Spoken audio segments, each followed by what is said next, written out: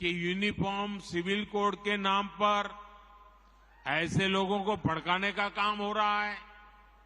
आप मुझे बताइए, एक घर में परिवार के एक सदस्य के लिए एक कानून हो, परिवार के दूसरे सदस्य के लिए दूसरा कानून हो, तो क्या वो घर चल पाएगा क्या?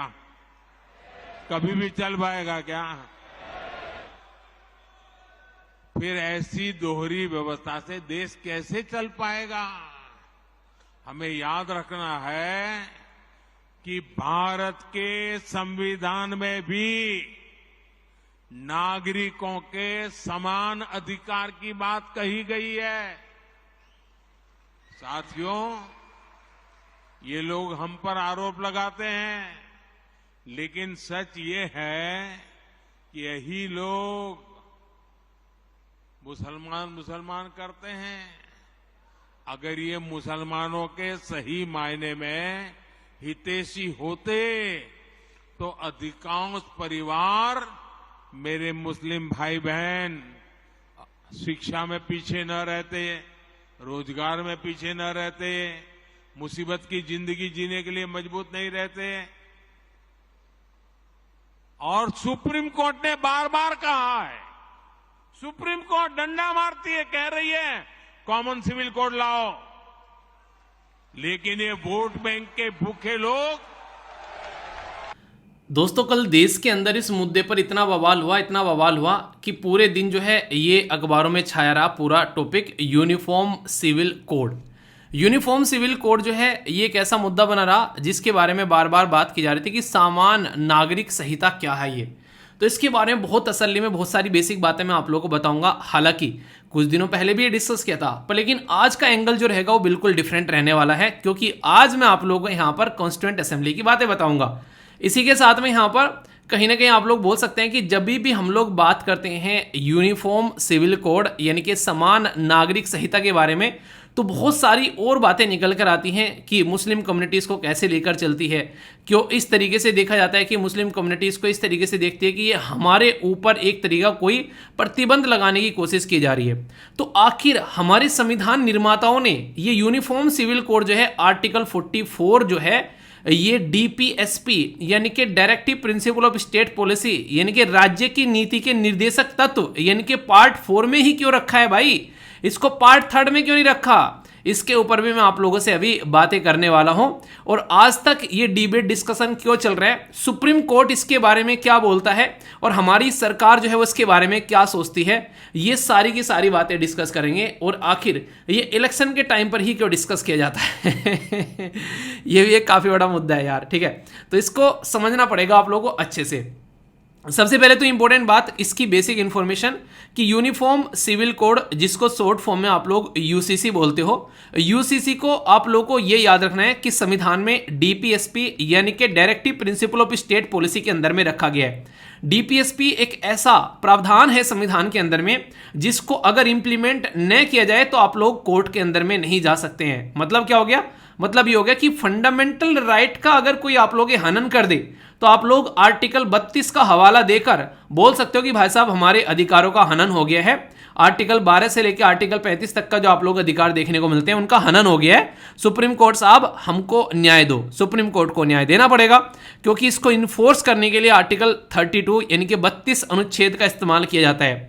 पर लेकिन डीपीएसपी यानी कि राज्य की नीति के निर्देशक तत्व के लिए ऐसा कोई प्रावधान नहीं है, तो इसलिए यहां पर आप लोगों को यह प्रॉब्लम देखने को मिलती है, ठीक है। मैं थोड़ा सा आप लोगों को बैकग्राउंड में लेकर चलूंगा, बाकी बेसिक चीजें तो यहां पर लिखी हुई है कि आर्टिकल 44 में ये कहां पर रखा गया, पार्ट 4 के अंदर में। तो सबसे इंपॉर्टेंट बात क्या है, सबसे इंटरेस्टिंग चीज है यहां पर कि सरदार वल्लभ भाई पटेल जी की अध्यक्षता में एक सब कमेटी बनाई गई थी। ये वैसे तो कमेटी जो है ये फंडामेंटल राइट के लिए थी यहां पर, ये ठीक है, पर इसने डिसाइड किया कि यूसीसी जो है वो एक तरीके से फंडामेंटल राइट के साथ में कुछ करता ही नहीं है। तो nothing with scope of the fundamental right यानी कि डिबेट डिस्कशन चल रहा था। सोचो अगर इसको फंडामेंटल राइट के साथ में रख देते पार्ट 3 के अंदर में, तो आज तक ये इंप्लीमेंट हो चुका होता। पर लेकिन ये एक ऐसी चीज़ है जो काफ़ी डाइवर्स सोसाइटी है यार हमारी। हम ना अलग अलग तरीके की एक सोसाइटी में लोग रहते हैं हम। तो यहाँ पर कोई किसी रिलीजन को फॉलो करता है, कोई किसी चीज़ को फॉलो करता है। तो यहाँ पर ये बोला गया कि क्यों ना सबको एक छाते के नीचे लेकर आया जाए। पर लेकिन जब डिबेट डिस्कशन करना स्टार्ट किया तो ये बातें जो हैं बातें ही रह गई, क्योंकि ये लगने लगा कि अगर इसको इंप्लीमेंट कर दिया फिलहाल टाइम पर, जो कम्युनिटी है यहाँ पर कुछ, वो कम्युनिटी जो है वो सदमे में आ जाएगी। उनको ये लगेगा कि हमको फोर्स किया जा रहा है। ठीक है, तो ये मुद्दा यहाँ पर देखने को मिला। अभी अगर बात करूं मैं आप लोगों से कुछ मुद्दों के बारे में, जैसे यहां पर बात की जा रही है, यह है बेसिकली नजरुद्दीन अहमद, जो कि वेस्ट बंगाल से आया करते थे। ये भी कॉन्स्टिट्यूएंट असेंबली के मेंबर थे। इन्होंने भी यहां पर अपनी बातें बोली। इन्होंने बोला कि आज की डेट में हमारे संविधान के अंदर में आर्टिकल 19 और आर्टिकल 25 है। आर्टिकल 19 ये आप लोगों को फ्रीडम देते हैं, आप लोग जहां पर चाहे जाकर रह सकते हैं, जो चाहे अपना बिजनेस कर सकते हैं, फ्रीडम ऑफ स्पीच के बारे में बातें करता है। आर्टिकल 25 आप लोग को राइट टू रिलीजन के बारे में बात करता है। जब ऑलरेडी फंडामेंटल राइट है यहां पर इस मुद्दे पर बात करने के लिए, तो आखिर इसको क्यों हम लोग को पार्ट 3 में रखना है? तो पार्ट 3 में रखने की जरूरत ही नहीं है, क्योंकि वो चीज हमारी प्रोटेक्ट की जा रही है। और ये जो चीज एक तरीके से लोगों का बिलीफ है ये, तो क्यों ना इस चीज को आराम आराम से लेकर चला जाए, इसको एकदम फोर्स नहीं किया जाए। तो इसको एक प्रोसीजर के थ्रू यहां पर ग्रेजुअली, एक ऐसा नहीं कि बिना ऐसे ही बस एकदम फटाफट ये इंप्लीमेंट कर दिया। तो कम्युनिटी जो कंसर्न है उनको साथ में लेके, उनका कंसेंट लेके यहां पर एक मिलजुल कर हम लोग इसको इंप्लीमेंट करें। तो यहां पर भी ये बात बोली गई। ठीक है, इसी के साथ में अगर बात करें, जो मेंबर थे KM मुंशी, उनके द्वारा तो साफ साफ बोला गया था इसको लेकर। उन्होंने रिजेक्ट कर दिया कि अगेंस्ट फ्रीडम ऑफ रिलीजन की बात की जा रही है, कॉन्स्टिट्यूशन के बारे में बात की जा रही है। तो उन्होंने बोला कि सेक्युलर एक तरीके से एक्टिविटी है एक तरीके से हमारे देश के अंदर में। ठीक है, सोसाइटी में रिफॉर्म लेकर हम लोग को आना है, और सारी की सारी महिलाएं जो हैं वो इक्वल हैं, चाहे वो हिंदू की हो, चाहे मुस्लिम की हो, चाहे सिख की हो, चाहे ईसाई की हो। तो फिर उनको यहाँ पर ये चीजें हम लोग क्यों नहीं दे रहे हैं? ठीक है, तो उनको ये बेसिकली अधिकार मिलना चाहिए। तो यहाँ पर इनके द्वारा ये बात बोली गई। पर भीमराव अंबेडकर जी का क्या स्टैंड था, जो कि यहां पर ड्राफ्टिंग कमेटी के चेयरमैन भी थे? उन्होंने बोला ये प्योरली वॉलेंट्री है, यानी कि स्वेच्छक है। यहां पर ऐसा नहीं कि हम लोग फोर्स करेंगे यहां पर किसी सिटीजन को यहां पर इसको इंप्लीमेंट करने के लिए। पर हां, अगर आप लोगों को पता हो, हमारा देश जब आजाद हो गया, भीमराव अंबेडकर जी ने पूरी कोशिश की कि यूनिफॉर्म सिविल कोड को जो है वो इंप्लीमेंट किया जा सके। और भीमराव अंबेडकर जी ने तो बोला यहां पर उस टाइम पर, आज की डेट में हमारे देश में सुप्रीम कोर्ट गोवा का उदाहरण लेकर साफ साफ बताता है कि एक साइनिंग एग्जाम्पल है जहां पर यूनिफॉर्म सिविल कोड फॉलो किया जा रहा है। क्यों? क्योंकि वहां पर सिविल कोड जो दिया गया था ये पुर्तगीज के द्वारा दिया गया था 1867 में।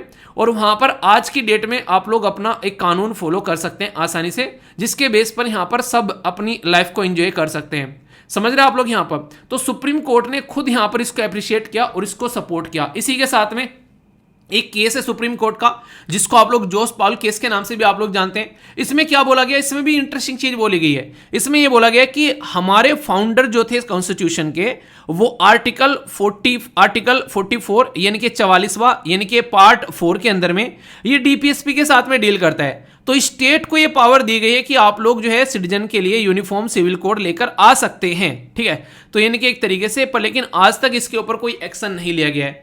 तो इसीलिए सरकार जो है वो यहां पर इसके ऊपर बात कर रही है। सरकार कह रही है कि जब हमारा सुप्रीम कोर्ट कहता है इसको इंप्लीमेंट कर दो, जब हमारा कॉन्स्टिट्यूशन कहता है इसको इंप्लीमेंट कर दो, तो फिर हम इसको इंप्लीमेंट क्यों ना करें, और हम इसको इंप्लीमेंट क्यों नहीं कर रहे हैं? पर लेकिन मुद्दा ये नहीं कि क्यों ना करें, क्यों नहीं कर रहे हैं, ये मुद्दा नहीं होता है। मुद्दा सबसे बड़ा ये होता है कि जब जब पास में इलेक्शन आते हैं, ये चीजें तभी क्यों याद आती हैं, ये चीजें पहले क्यों नहीं याद आती हैं? बस ये एक मुद्दा यहां पर देखने को मिलता है। वरना यूनिफॉर्म सिविल कोड कहीं ना कहीं हमारे संविधान निर्माताओं ने जब सोचा था तो इसका मतलब पॉजिटिव तो हो गई, पर लेकिन इसके डेट में पॉलिटिकल पार्टी क्या करती है, इस पे वोट बैंक इसके ऊपर सेकने लगती हैं। ये मुद्दा यहां पर आप लोगों को देखने को मिलता है। अभी प्रेजेंट गवर्नमेंट कह रही है इसको इंप्लीमेंट कर दे, अपोजिशन कह रही है यहां पर कि नहीं, इसको इंप्लीमेंट नहीं करना चाहिए। कल को यही अपोजिशन सरकार में आकर बैठेगी, ये कह देगी इसको हम लोग इंप्लीमेंट करेंगे, और जो आज कह रहे हैं इंप्लीमेंट करने के लिए बोलने लगे हम तो इंप्लीमेंट नहीं करेंगे। ये कंडीशन आप लोगों को यहां पर देखने को मिलेगी। पर सुप्रीम कोर्ट के अलग अलग जो जजमेंट आए हैं उसमें सब में बोला गया कि भाई साहब इसको इंप्लीमेंट कर दो, और ये इंप्लीमेंट करना जो है इससे कहीं ना कहीं सोसाइटी के अंदर में काफी सौहार्दपूर्ण माहौल बनेगा। एक तरीके से महिलाओं को सबको इक्वल ट्रीटमेंट यहां पर किया जाएगा, जो कि आज की डेट में देखने को नहीं मिलता है। तो ये पॉजिटिव चीज आप लोगों को देखने को मिल रही है। 1954 में इसके ऊपर काम किया गया कि इसको इंप्लीमेंट करना है। ठीक है, इसी के चलते यहां पर काफी लार्ज स्केल पर बहुत सारी बातें चली। सुप्रीम कोर्ट ने यहां पर बार बार इसके ऊपर डिसीजन दिए। इवन राजीव गांधी जी ने यहां पर इसको इंप्लीमेंट करने की बात की। साहबानो केस है यहां पर उसकी वजह से कंडीशन जो है खराब हो गई, फिर इसको इंप्लीमेंट नहीं किया गया। President APJ Abdul Kalam sir जी के द्वारा भी 2003 में इस चीज को सपोर्ट किया गया कि यार हाँ ये होना चाहिए। तो यानी कि होना तो चाहिए, पर लेकिन क्या सब इसको सपोर्ट करेंगे? तो कई बार यहाँ पर वोट बैंक की पॉलिटिक्स के चक्कर में यहाँ पर ये मुद्दे कई सारे ऐसे हैं जो दबे के दबे रह जाते हैं। सती प्रथा सोसाइटी में एक कुरीति की तरीके से देखी गई थी, उसको भी हटाया गया ना, तो फिर जब उसको हटाया जा सकता है समाज को सुधारने के लिए, महिलाओं की कंडीशन को सुधारने के लिए, तो फिर यहाँ पर इसको क्यों नहीं हटाया जा सकता? तो इसके बारे में भी कई सारे जो मुद्दे आप लोगों को देखने को मिलेंगे। तो यानी कि हमारी कॉन्स्टिट्यूंट असेंबली कह रही है, हमारा सुप्रीम कोर्ट कह रहा है, सब कह रहे हैं, तो फिर इसको इंप्लीमेंट जो है वो कर देना चाहिए, यस या फिर नो। जैसे आज की डेट में अगर आप लोग रेड लाइट क्रॉस करते हो और सड़क पर जाते जाते, तो चाहे आप लोग हिंदू हो, मुस्लिम हो, सिख हो, ईसाई हो, आप लोग के ऊपर पेनल्टी लगेगी। उसमें रिलीजन का कोई भी मतलब आप लोगों को देखने को नहीं मिलेगा। टैक्स पे करते हैं, इनकम टैक्स पे करते हैं, तो वहां पर हर एक इंसान को टैक्स पे करना है अपने इनकम के हिसाब से। वहां पर कोई नहीं पूछता आप लोग कौन से रिलीजन के हो। तो बहुत सारी चीजें ऐसी हैं जो हम लोग यूनिफॉर्मली फॉलो कर रहे हैं, ऐसा नहीं कि फॉलो नहीं कर रहे हैं। पर हाँ, जब इसकी बात आती है शादी विवाह की और ये, तो थोड़े से पर्सनल मुद्दे हो जाते हैं काफी लार्ज स्केल पर, और जो इंसान जो चीजें पैटर्न फॉलो करता हुआ आ रहा है उसको छोड़ने में भी उसको दर्द होता है। तो इसलिए यहां पर बार बार ऐसे डिबेट डिस्कशन आप लोगों के सामने उभर कर आते हैं। यहां पर ये इसके बारे में आप लोग जाकर सर्च करेंगे तो टेलीग्राम पर भी प्रोवाइड करा रखा है। इसी के साथ में यूनिफॉर्म सिविल कोड के साथ में लॉ कमीशन ऑफ इंडिया भी आप लोग यहां पर देखेगा, ठीक है। तो लॉ कमीशन ऑफ इंडिया के बारे में आप लोग सर्च करना, तो यहां पर आप लोग इसको देख सकते हैं। इसके बारे में बहुत सारी बेसिक इंफॉर्मेशन आप लोगों को प्रोवाइड करा रखी है। यहाँ पर ये हिंदी और इंग्लिश में दोनों में आप लोगों को देखने को मिलेगा, ठीक है। तो एसएलवी पीडिया पर जाना, ये सारे नोट्स मिल जाएंगे आप लोगों को। ये ऐसा चैनल बनाया जा रहा है आप लोगों के लिए कि आप लोगों के लिए विकीपीडिया हो जाएगा आने वाले टाइम में। इतनी सारी चीजें मिल जाएंगी यहाँ पर, और फ्री ऑफ कॉस्ट है, कोई पेमेंट भी नहीं है। आराम से जाकर आप लोग इसको देख सकते हैं। कई सारे बच्चे बार बार पूछते हैं सर पेमेंट क्या लगा रखी है इसकी कोई पेमेंट नहीं है यार, ठीक है। इंजॉय करो आप लोग यहाँ पर। तो लॉ कमीशन ऑफ इंडिया के बारे में देखिए, इसको अभी रिसेंटली आप लोगों को पता है यहाँ पर ऋतुराज अवस्थी को law commission of India appoint किया गया था 22वां, ठीक है, जो यहाँ पर एक तरीके से कॉन्स्टिट्यूट किया गया था 2020 में। तो लॉ कमीशन ऑफ इंडिया फिलहाल के टाइम पर एक नॉन स्टैट्यूटरी बॉडी आप लोगों को देखने को मिलती है, ठीक है। तो यहाँ पर ये स्टैब्लिश किया गया था 1955 में। 3 ईयर का टर्म यहाँ पर देखने को मिलता है। और सबसे पहले यहाँ पर जब 1833 में ये आया था चार्टर एक्ट 1834 का, तो लॉर्ड मैकाले आप लोगों को यहाँ पर देखने को मिले थे। ये ministry of law and justice के अंदर में बेसिकली एडवाइस करने के लिए इसका इस्तेमाल किया जाता है, ताकि कोई भी कानून वगैरह बनाए जा रहे हैं तो उसको देखा जा सके। लॉ कमीशन जो है वो फुल टाइम चेयरमैन आप लोगों को देखने को मिलेंगे। इसी के साथ में 4 ये आप लोगों को full time member including member secretary देखने को मिलेगा। लॉ एंड लेजिस्लेटिव सेक्रेटरी जो लॉ मिनिस्ट्री के अंदर में एक्स ऑफिशियो चेयरमैन आप लोग यहाँ पर देखने को मिलेंगे। इसी के साथ में यहाँ पर 5 पार्ट टाइम मेंबर भी आप लोगों को यहाँ पर नजर आते हैं। रिटायर्ड जो सुप्रीम कोर्ट के जज रहते हैं या फिर chief justice of high court रहते हैं, वो इसको हेड करते हैं कमीशन को, क्योंकि मुद्दा ऐसा है कि यहाँ पर जरूरी है इस तरीके इंसान को हेड करना, ठीक है। इंपॉर्टेंट रिकमेंडेशन क्या है, अगर आज तक आप लोग देखोगे, इसने 262 जब रिपोर्ट आई थी तो डेथ पेनल्टी को बोला था कि यहां पर इसको आप लोगों को अबोलिश कर देना चाहिए, ठीक है। इसी के साथ में बस टेररिज्म के मुद्दे पर आप लोग डेथ पेनल्टी दे सकते हो, या फिर यहां पर देश के खिलाफ अगर कोई वार छेड़ दे, लड़ाई छेड़ दे, तो उसको आप लोग दे सकते हो। इलेक्टोरल रिफॉर्म की बात की गई थी इसके द्वारा कि साइमल्टेनियस इलेक्शन होने चाहिए, यानी कि सेंट्रल और स्टेट के एक साथ में इलेक्शन होने चाहिए। इसी के साथ में क्रिमिनल प्रोसीजर कोड के बारे में बात की गई थी एक्ट 2022 के अंदर में, ठीक है। तो उसको रिप्लेस कर यहां पर बेसिकली क्या लाना चाहिए, तो ये बातें की गई थी यहां पर, इसको रिप्लेस कर लाए भी गए यहां पर 2022 के अंदर में, ठीक है। तो ये आप लोग याद रखिएगा। 21वां लॉ कमीशन जो है उसके द्वारा रिकमेंडेशन दी गई थी यूनिफॉर्म सिविल कोड जो है, ठीक है। तो बोला गया था कि uniform civil code is neither necessary nor desirable, पर लेकिन फिलहाल 22वें कमीशन ने बोला है कि यहां पर इसके ऊपर एग्जामिन करना चाहिए, इसको इंप्लीमेंट करना है नहीं, ठीक है। तो भारत का जो विधि आयोग है उसके बारे में बेसिक इंफॉर्मेशन है, लॉ कमीशन के बारे में, तो ये भी आप लोग बेसिक चीजें देख सकते हैं। क्वेश्चन यहां से ही बन सकते हैं आप लोग के लॉ कमीशन के बारे में, तो ये बॉडी भी आप लोग की तैयार हो गई, ठीक है। अब कोई कंफ्यूजन है माइंड में तो बताना, उसको दूर किया जाएगा। तो यूनिफॉर्म सिविल कोड भी बता दिया, लॉ कमीशन भी बता दिया, कॉन्स्टिट्यूएंट असेंबली के अंदर में क्या चल रहे हैं वो भी आप लोगों को बता दिया। तो टॉपिक में मजा आया कि नहीं आया, ठीक है, बताओ मजा आने का मतलब ये नहीं होता है कि आप लोगों को बेसिकली बस अच्छा लगा सुनने में। मजा आने का मतलब ये होता है कि अब क्वेश्चन सोल्व करने की कैपेसिटी में अब आप लोग आ गए हो। अब क्वेश्चन आप लोगों से बने तो उसका आंसर आप लोग दे सकते हो, चाहे वो आंसर राइटिंग के बारे में बात करें। और ये जो स्टेटमेंट यहाँ पर दी गई है बहुत इंपॉर्टेंट है। जब आंसर राइटिंग के बारे में हम लोग बात करते हैं ना, अगर इनका नाम भी आप लोग लिख दोगे ना, तो भाई साहब एग्जामिनर ना दिल खोल के आप लोगों को बेसिकली यहाँ पर नंबर बांटेगा, क्योंकि उसको पता लग जाता है कि इंसान ने जो है इसके ऊपर मेहनत कर रखी है और ये इस चीज को ढंग से अंडरस्टैंड भी कर रहा है। तो इसलिए प्रीलिम्स मेंस हर पॉइंट ऑफ व्यू से मैंने आप लोगों को यहाँ पर एक्सप्लेन कर दी चीजें। फिर भी कुछ लग रहा है मन में कि नहीं यार कोई दिक्कत, कोई समस्या, कोई परेशानी है, तो बताना यार, उसको दूर करेंगे हैं समस्या परेशानी को साथ में लेकर नहीं जाना है। आप लोग क्या लगता है, इसको इंप्लीमेंट करना चाहिए या फिर नहीं करना चाहिए, ये आप लोगों को बताना है, ठीक है। इसी के साथ में एक क्वेश्चन पूछूंगा, फंडामेंटल ड्यूटीज के बारे में क्वेश्चन पूछेंगे कि हमारे देश में जब ओरिजिनली संविधान लाया तो हमारे देश के अंदर में टोटल मिलाकर 10 फंडामेंटल ड्यूटी थी, 11वीं ऐड की गई, वो किस पर्टिकुलर संविधान में संशोधन करके ऐड की गई है, और क्या यहां पर आप लोगों को ये बताना है इसी के साथ में कि जो अमेंडमेंट किया गया था, ये बेसिकली जो फंडामेंटल ड्यूटी वो किस ईयर में यहां पर किया गया था, ठीक है। और उसके लिए एक कमेटी भी बनाई गई थी, हालांकि अगर वो भी नाम याद हो तो वो भी बता देना। बहुत ही तसल्ली में चीजें पढ़ा रखी हैं यार, क्वेश्चन वही पूछता हूं जो पढ़ा रखे होते हैं, बिना पढ़ाए हुए नहीं पूछता हूं, ताकि आप लोग तसल्ली में उसका आंसर दे सको। तो बेसिक बैकग्राउंड इन्फॉर्मेशन थी, कोई डाउट हो तो बताना, उसको दूर किया जाएगा। डाउट लेकर नहीं जाना है, यहां पर आए तो यहीं छोड़ के जाना है, ठीक है। बाकी फीडबैक देना जैसा भी लगता है, अच्छा या बुरा बता दिया करो, 1 सेकंड लगती है, लाइक या डिसलाइक कर आप लोग बता सकते हैं, ओके। मोटिवेशनल कोटेशन तो आज आपकी रहेगी, इसी के चक्कर में स्टार्टिंग में आर्टिकल ही हो गया। बात बोली गई, यही जगत की रीत है, यही जगत की नीत है, मन के हारे हार है और मन के जीते जीत है। तो याद रखिएगा, जिंदगी में जब तक आप लोगों के अंदर जोश है, अपने काम को लेकर आप लोग जो है आलस नहीं फील करते हैं, तब तक कोई भी आप लोगों को हरा नहीं सकता है, ठीक है। तो हमेशा अपने काम को इस तरीके से लेके चलना है कि भाई साहब मेरे से बेहतर ये काम और कोई कर नहीं सकता इस धरती पर, और फिर देखो ज़िंदगी जीने में मजा आएगा और वो काम करने में भी आप लोगों का बहुत ज़्यादा मजा आएगा। और कैसा रहा कल का दिन जरूर बताना, और आज के दिन को कैसे लेकर चलने वाले हो ये भी जरूर बताना है, ये याद से, ठीक है। और बाकी यहाँ पर इंपॉर्टेंट पर्सनैलिटी है, इनके बारे में आगे बात करेंगे। इनके द्वारा काफ़ी साहसपूर्ण काम किया गया कोविड-19 के टाइम पर, तो इसलिए इनको अवार्ड दिया गया है, तो उस अवार्ड से यहाँ पर इनको नवाजा गया है। तो यहाँ पर इसकी वजह से यहाँ पर ये न्यूज़ में आ गए हैं, ठीक है। तो इंपॉर्टेंट पर्सनैलिटी के बारे में कभी भी कोई डाउट नहीं होना चाहिए, क्योंकि दिक्कत होती है यहाँ पर, कई बार क्वेश्चन बनते हैं पर्सन इन न्यूज़ को लेकर, ठीक है। मैंने रिसेंटली अभी एक डाउट सेशन लिया था, तो यहाँ पर डाउट सेशन के नाम से एक टाइल्स बनी हुई है, उसके ऊपर कई सारे बच्चे बोलेंगे सर ये डाउट सेशन इसके अंदर से गैप कैसे हुआ। गैप ऐसे हुआ क्योंकि वो गूगल मीट पर था, ना कि एप्लीकेशन पर अपलोड किया गया था, वो लाइव डाउट सेशन था, तो इसकी वजह से यहाँ पर गैप हो गया। तो इसको बार बार पूछे जा रहे हैं, तो यहाँ पर वो नहीं है फिलहाल अभी, ठीक है ना। तो इसलिए उसके लिए टेंशन मत लीजिए, फिर आगे कभी डाउट सेशन लिया जाएगा तो फिर सबको इन्फॉर्म किया जाएगा, ठीक है।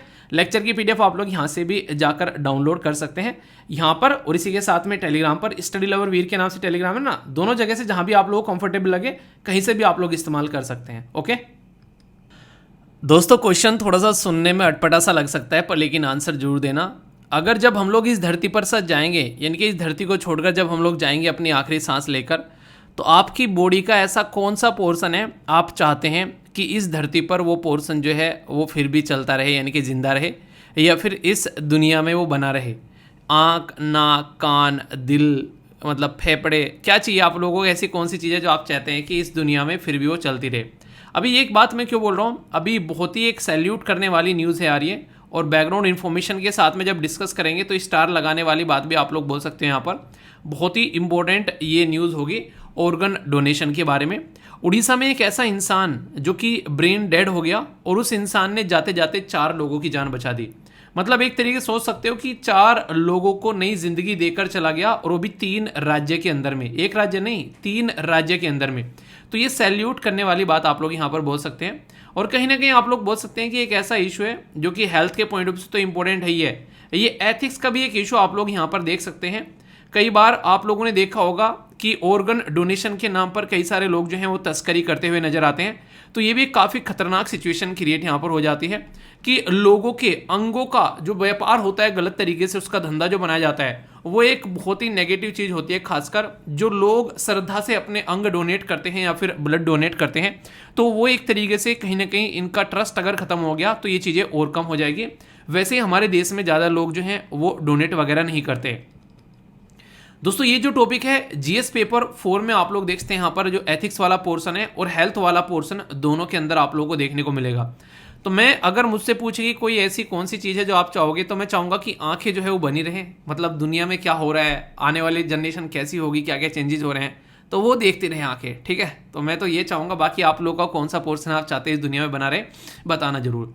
अभी उड़ीसा की एक पर्सन है जिनकी एज 43 ईयर थी। ये जो पर्सन है पर्टिकुलर, इनको डिक्लेयर कर दिया गया ब्रेन डेड। और जब ये ब्रेन डेड डिक्लेयर कर दिए गए क्योंकि इनके हेड में, इनके सर में कोई इंजरी हुई थी, तो इसकी वजह से अपनी बेसिक लाइफ नहीं जी पाने की पोजीशन में आ गए थे। तो फिर यहाँ पर 4 अलग अलग लोगों को अलग अलग 3 राज्य के अंदर में इनके ऑर्गन को जो है वो डोनेट किया गया। तो ऑर्गन डोनेट करना ये काफ़ी ज़्यादा एक तरीके से आसान काम नहीं होता है अगर देखा जाए तो, क्योंकि ऑर्गन जो होते हैं कई बार काफ़ी कम टाइम के लिए वो अवेलेबल रहते हैं। मतलब क्या है इसका, मैं आपको थोड़ा समझाता हूं जिसके चलते आप लोग चीज़ों को अच्छे से पकड़ पाएंगे कि इस चीज़ का मतलब क्या है। अक्सर कभी इंसान की जब डेथ होती है तो ये बोला जाता है कि डेथ होते ही यहाँ पर डॉक्टर को इन्फॉर्म करना पड़ता है जिनके द्वारा ऑर्गन जो है वो डोनेट किए गए हैं। इसमें अगर आप लोग थोड़ा सा जानना चाहते हैं, जैसे कि हार्ट यानी कि जो दिल है, आप लोग बोलते हैं ना दिल धड़कता है, तो वो दिल धड़कता है। दिल एक ऐसी चीज़ है, चाहे आप लोग जिंदगी में सोते रहें, हंसते रहें, खाते रहें, गाते रहें, कुछ भी करते रहें, पर दिल धड़कता रहेगा। और ये जो दिल है कहीं ना कहीं ये माना जाता है कि इंसान की डेथ होने के बाद भी 4 से लेकर 6 घंटे तक इसकी लाइफ रहती है। अगर इस ड्यूरेशन में इस दिल को किसी के अंदर ट्रांसप्लांट कर दिया गया तो ये समझो कि ये इंसान के अंदर काम करना बंद कर देगा, वो काम करना स्टार्ट कर देगा, वरना ये काम नहीं करेगा। इसी तरीके से जो लंग आप लोगों को देखने को मिले, लंग्स जो होते हैं उनकी बात की जा रही है, वो भी 4 से लेकर लगभग 8 घंटे तक जीवित रहते हैं इंसान के जाने के बाद भी। इसी के साथ में अगर बात करें लीवर के बारे में, तो लीवर देखने को मिलेगा, लीवर 12 से लेकर 15 घंटे तक जो है वो इस्तेमाल किया जा सकता है। इसी के साथ में किडनी आप लोगों को देखने को मिलेगी, किडनी जो है 24 से लेके 48 घंटे तक जो है उसका इस्तेमाल किया जा सकता है। तो ये कई सारी ऐसी चीज़ें हैं जिसके बारे में बेसिकली तुरंत इन्फॉर्म करना होता है अगर किसी इंसान का ऐसा कुछ होता है तो इसको ताकि ढंग से इंप्लीमेंट किया जा सके। आज की डेट में अगर आप लोग देखो बहुत सारे लोगों की डेथ होती है, पर लेकिन उसके बावजूद भी रोड एक्सीडेंट में दुनिया भर के लोगों की जान जाती है और हमारा देश तो टॉप पर है इसमें। पर फिर भी हम लोग यहाँ पर डोनेशन के मामले में जब बात करते हैं तो काफ़ी कम लोग यहाँ पर देखने को मिलेंगे, क्योंकि इंसान की जब डेथ हो जाती है तो वैसे ही लोग सदमे में होते हैं और उस टाइम पर बोले कि हम आपके बेसिकली जो इंसान है उसको लेकर जा रहे हैं और इसके लीवर किडनी वगैरह हम लोग निकाल लेंगे। तो आपको कैसा लगेगा सुनकर ये बात? तो एक तरीके से कहीं ना कहीं इंसान जो है तुरंत इसको मना कर देते हैं। तो ये कहीं ना कहीं हमारी इमोशंस के साथ में एक कनेक्शन आप लोगों को यहाँ पर देखने को मिलता है। अगर ऑर्गन डोनेशन का सिस्टम आप लोग अपने देश के अंदर में यहाँ पर देखेंगे हम जैसे, तो 2003 से लेकर 2017 तक लोगों ने डोनेशन जो है वो इसमें कहीं ना कहीं लोगों की संख्या बढ़ी है। और आज की डेट में यहाँ पर ये आप लोग देखते हैं जो 2013 में 303 था ये बढ़कर 905 हो गया है। तो अप्रिशिएट करने वाली बात है। सोचो एक इंसान की बॉडी में क्या क्या पार्ट्स होते हैं, अगर उनका इस्तेमाल किया जाए तो कितने सारे लोगों को हम लोग एक जीवन दान दे सकते हैं। जो इंसान की स्किन होती है ना, जो स्किन यानी कि जो इंसान की बॉडी पर जो खाल होती है, त्वचा होती है, वो भी यहाँ पर इंसान की उसकी त्वचा का भी इस्तेमाल किया जा सकता है। जब स्किन के बारे में बात कर रहा हूँ, बहुत सारी बेसिक इन्फॉर्मेशन एसएलवीपीडिया पर यहाँ पर प्रोवाइड कराई गई है स्किन के बारे में। स्किन बैंक के बारे में भी यहाँ पर बात की गई है। नॉर्मली क्या होता है, अगर स्किन के बारे में आप लोग बात करें, किसी इंसान के शरीर पे से जो खाल यानी कि त्वचा जो उतारी जाती है, वो लगभग उतरने के बाद में 6 घंटे तक वो बेसिकली आप लोग उसको डोनेट कर सकते हैं। 6 घंटे तक वो किसी इंसान के पास में पहुंचाई जा सकती है। और सबसे इंटरेस्टिंग चीज़ यहाँ पर यह है कि इसकी कोई अपर लिमिट नहीं होती है, यानी कि 100 साल के इंसान की भी स्किन जो है वो आप लोग इस्तेमाल कर सकते हो। क्योंकि आप लोगों ने अक्सर देखा होगा जैसे एसिड अटैक के विक्टिम हो गए, या फिर यहाँ पर अगर एड्स सेक्चुअली जो ट्रांसमिटेड डिजीज होती है बीमारी, उनके कोई विक्टिम हो गए, तो उनके लिए यहाँ पर बेसिकली इसका काफ़ी ज़्यादा इस्तेमाल होता हुआ नजर आता है। आज की डेट में जो स्किन बैंक है हमारे देश के अंदर में भी लगभग 16 स्किन बैंक आप लोगों को देखने को मिलेंगे लेकिन मैक्सिमम कहाँ पर है, महाराष्ट्र, चेन्नई, कर्नाटका, मध्य प्रदेश, यानी कि नॉर्थ इंडिया में काफ़ी कम लोग जो हैं वो इन चीज़ों को लेकर जागरूक हैं। और कहीं ना कहीं आप लोग ये बोल सकते हैं कि इसीलिए हम लोग जागरूक नहीं है तो हम लोग इसीलिए कम डोनेट भी करते हैं। बहुत ही कम लोग ऐसे देखने को मिलेंगे जो रियलिटी में अपनी बॉडी जो है वो डोनेट करते हैं। तो यहाँ पर ये पूरी इन्फॉर्मेशन है और यहाँ से आप लोग सर्च भी कर सकते हैं। जो भी चीज़ आप लोगों को सर्च करनी है तो ये सर्चिंग का टूल भी यहाँ पर दिया जाता है, ताकि आप लोग यहाँ पर कुछ भी जो लिख के सर्च कर पाएँ आसानी से। अब जो सबसे इंपॉर्टेंट बात है यहाँ पर, अगर मैं आप लोगों से बोलूँ यहाँ पर बॉडी के अंदर में से क्या क्या निकाल सकते हैं, तो ये सारे ऑप्शन यहाँ पर दे रखे हैं कि एक इंसान की बॉडी में से क्या क्या हम लोग इस्तेमाल कर सकते हैं। मतलब पूरे शरीर में से जो भी इस्तेमाल करने लायक चीज़ है उसको हम लोग इस्तेमाल कर सकते हैं किसी न किसी इंसान के लिए। तो इससे किसी न किसी इंसान की जो है वो जान बचती हुई नजर आएगी। ऑर्गन डोनेशन के मामले में अपने देश के बारे में अगर मैं आप लोगों से बात करूंगा अभी थोड़ी, पर लेकिन सबसे पहले हम लोग बात करते हैं, सबसे पहले दुनिया में सबसे ज़्यादा ऑर्गन डोनेट करने वाला देश कौन सा है, वहाँ पर लेकर चलता हूँ। बड़ी ही इंटरेस्टिंग सी कंट्री देखने को मिलेगी और ये है कंट्री स्पेन के अंदर में। बेसिकली स्पेन के अंदर क्या, स्पेन ही कंट्री है वो। और यहाँ पर इतना ज़्यादा ऑर्गन डोनेशन क्यों होता है, इसके पीछे एक छोटी सी ट्रिक आप लोगों को देखने को मिलेगी। नॉर्मली क्या होता है, अगर मैं आप लोगों को बोलूं कि आप लोगों को ऑर्गन डोनेट करना है जाकर, ठीक है, तो जिस इंसान को ऑर्गन डोनेट करना है वो आकर अपना नाम लिखा दे। यानी कि एक लिस्ट है और सरकार बोले कि आप लोगों को ऑर्गन डोनेट करना है और ये पर्टिकुलर लिस्ट में आप लोगों को अपना नाम लिखा देना है जिसको ऑर्गन डोनेट करना है। तो शायद ही कोई इंसान घर से निकल कर जाएगा ऑर्गन डोनेट करने के नाम पर, कोई भी इंसान घर से नहीं निकलेगा, ठीक है, क्योंकि इंसान को ऑर्गन डोनेट करने ही नहीं है। पर सोचो अगर किसी इंसान को इसके अपोजिट बोल दिया जाए कि अगर आपको ऑर्गन डोनेट नहीं करना है तो ये पर्टिकुलर लिस्ट है, इसमें आपका नाम ऑलरेडी है, इसमें से अपना नाम कटवा देना तुम आके। तो कितने सारे लोग जो है वो इसमें से नाम कटवाने जाएंगे, तो आप लोग खुद समझिए। यहाँ पर ये बिल्कुल ऐसे ही है जैसे जोमेटो ने यहाँ पर रिसेंटली अभी एक एक्सपेरिमेंट किया था, और वो एक्सपेरिमेंट काफ़ी ज़्यादा सक्सेस भी हुआ, कि जैसे आप लोग खाना अगर ऑर्डर कर रहे हैं तो खाने के साथ में आप लोग के चम्मच मिलेगी। अब वो प्लास्टिक की चम्मच हुआ करती थी, पर लेकिन अगर किसी को चम्मच नहीं चाहिए तो वो टिक कर देना कि यहाँ पर कि हमको चम्मच नहीं चाहिए, कि नो कटलरी, ठीक है। तो वो क्या होता था, तो वहां पर उसके पास में चम्मच नहीं आएगी। आप लोग खुद सोचो, जब कोई खाना ऑर्डर कर रहा है उसका फोकस रहेगा इस चीज पर कि चम्मच ऑर्डर करनी है या फिर नहीं करनी है। इस चीज को इंसान ज्यादातर फोकस नहीं देगा, और एक तरीके से आप लोग बोल भी सकते हैं मैक्सिमम टाइम वो बेकार होती है। अगर घर में हम लोग खाना बना रहे हैं तो हमारे पास में घर में स्टील की चम्मचें वगैरह होती हैं आराम से, पर लेकिन जब दिखने लगा कि हर एक इंसान जो है वो चम्मच ले रहा है, कोई मना ही नहीं कर रहा है, मैक्सिमम लोग जो है उस चीज़ पर फोकस ही नहीं देते कि ठीक आ जाएगी यार, पड़ी रहेगी, अपने ही तो पैसों का आ रहा है, तो इंसान इस तरीके से भी सोचता है। आप लोगों ने भी ये कई बार चीज़ देखी होगी। जोमेटो ने उल्टा कर दिया कि जिसको चम्मच चाहिए वो टिक करेगा, मतलब उसी के पास में चम्मच पहुंचेगी। आप लोग यकीन नहीं मानोगे, 90% से ऊपर जो है उनकी चम्मच की जो खपत है वो खत्म हो गई। मतलब इतनी सारी प्लास्टिक जो है वो वेस्ट हो रही थी, उस प्लास्टिक को कहीं ना कहीं बचा लिया गया वेस्ट होने से।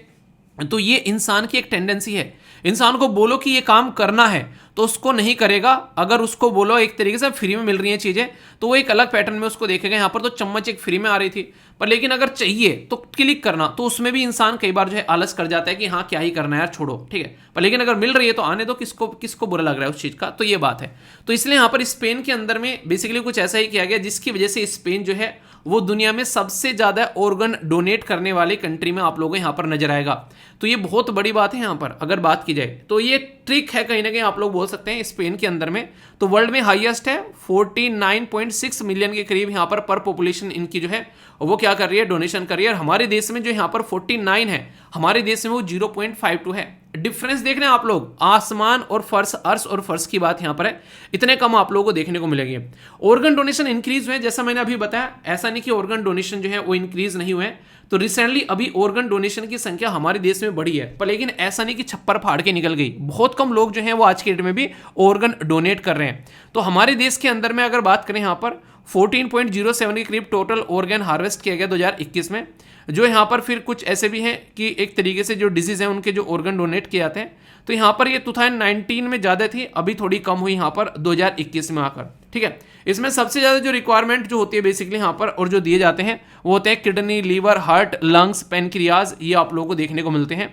तो इसके ऊपर यहाँ पर बात की जा रही है। अगर पूछूं हमारे देश में सबसे ज़्यादा ऑर्गन डोनेशन वाली कैटेगरी में कौन आता है, अगर आप लोगों से पूछे जाए उस राज्य का नाम, तो आप लोग थोड़ी देर के लिए आंख बंद करके राज्य का नाम बताइए, देखता हूँ कौन देता है, ठीक है। सबसे बड़ी बात यहाँ पर अगर बात करें, सबसे हाईएस्ट अगर टॉप 5 के बारे में आप लोग बात करेंगे तो पहले नंबर पर आप लोगों को देखने को मिलेगा तेलंगाना, ठीक है। तेलंगाना जो है जिसको आंध्र प्रदेश से अलग कर कर किस साल में इसको नया राज्य बनाया गया बताइए जरा। तो तेलंगाना, फिर दूसरे नंबर पर आप लोगों को देखने को मिलेगा तमिलनाडु, तीसरे नंबर पर आप लोगों को देखने को मिलेगा कौन है बताइए, तीसरे नंबर पर है महाराष्ट्र, महाराष्ट्र हो गया। फिर इसके बाद में गुजरात आप लोगों को देखने को मिलेगा, फिर आप लोगों को कर्नाटका देखने को मिलेगा।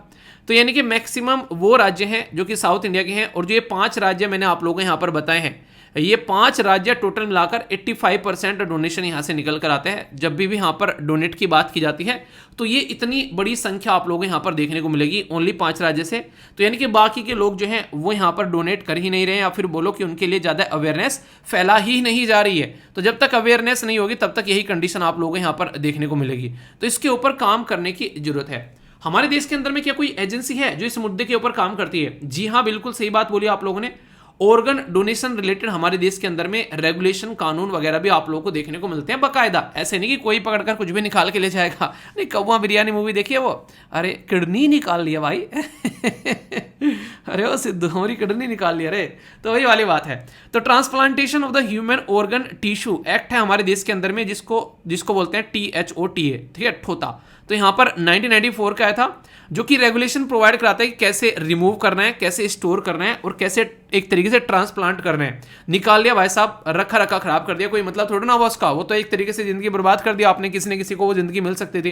तो ये देखने को मिलेगा। तो पूरी डिटेल प्रोविजन जो भी है इसके अंदर वो सारी बातें बताई गई है।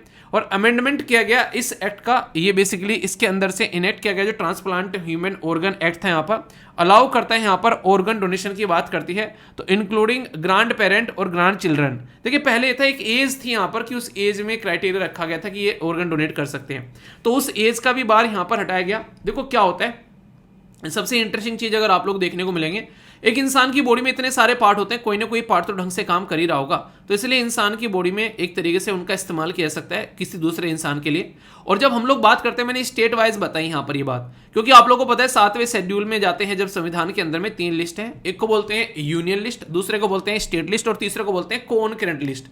तो ये जो लिस्ट है आप लोगों के सामने यहाँ पर, इनमें स्टेट लिस्ट के अंदर में आता है सब्जेक्ट हमारा हेल्थ, ठीक है।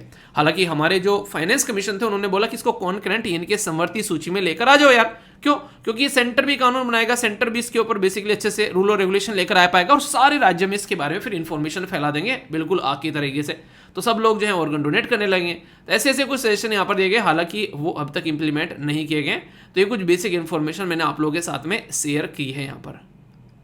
और यहाँ पर ये एक ऐसा प्रोविजन है जिसमें WHO जो कि हेल्थ को देखने वाली इंटरनेशनल ऑर्गेनाइजेशन है, इसने भी अपनी अपनी बातें यहाँ पर बता रखी है कैसे कैसे आप लोग कर सकते हो काम इसको रिलेटेड। और national organ tissue transplant organisation जिसको NOTTO आप लोग बोलते हो, ये भी यहाँ पर किसके अंडर काम करती है, ये काफी इंटरेस्टिंग है, ministry of health and family welfare के अंडर में काम करती है। कौन है मिनिस्टर, तो ये आप लोगों को यहाँ पर बताना है, ठीक है। तो ये एपेक्स बॉडी है जो कि नेटवर्किंग इन सब चीज़ों के डिस्ट्रीब्यूशन का काम करती है, कहाँ कहाँ पर कौन सा जो ब्लड जो कहाँ कहाँ पर कौन कौन सा जो ऑर्गन डोनेशन जाना है, ठीक है। तो ये सारी चीज़ें जो डिस्ट्रीब्यूशन का काम किया जाता है वो इसी के द्वारा यहाँ पर किया जाता है। तो ये बहुत ही बेसिक सी चीज़ें आप लोगों को यहाँ पर देखने को मिलेगी। कौन सा ऑर्गन जो है ज़्यादातर डोनेट किए जाते हैं अगर बात की जाए, ठीक है, तो आइज जो है वो 99% आप लोगों को देखने को मिलेंगे, किडनी जो है वो 98%, हार्ट 86%, लीवर 68%, लंग्स 33%, स्किन 30%, ठीक है, बोन्स वगैरह भी, इंटेस्टाइन वगैरह भी, पेनक्रियाज वगैरह, वेंस वगैरह, तो ये सारी चीज़ें आप लोगों को देखने को मिलती हैं, ठीक है। तो ऑर्गन डोनेशन के बारे में बात करें तो अवेयर करना लोगों को जरूरी है, तभी लोग डोनेट कर पाएंगे, ठीक है। कई बार क्या होता है कि लोगों को पता नहीं रहता है, तो जब तक पता नहीं रहेगा तब तक कैसे काम चलेगा। इवन एक बच्चा कल कह रहा है मुझे, मैंने कमेंट देख रहा था, कह रहा है सर आपने ऐप लॉन्च कर दिया बताया नहीं मैंने कहा कहाँ से सो के आ रहे हो यार। तो ये कई सारी चीज़ें आप लोगों को देखने को मिलती है। तो ऐप लॉन्च हुए लगभग 3-4 महीने हो गए, वो अभी आके पूछ रहा है। तो अवेयरनेस आप लोग देखो, बहुत सारी ऐसी चीज़ें होती है सोसाइटी में इतने दिनों से चलती रहती है, हमको पता ही नहीं रहता है, क्योंकि हम लोग अपनी खुद की जिंदगी में इतने बिजी रहते हैं कि उनके बारे में हम लोग को पता नहीं रहता है। तो इसलिए जरूरी है तो हम लोग इन चीज़ों के बारे में अवेयरनेस फैलाएं, क्योंकि अच्छी चीज़ें जितने ज़्यादा लोगों तक पहुंचेगी उतने ही ज़्यादा लोगों का फायदा यहाँ पर हो पाएगा।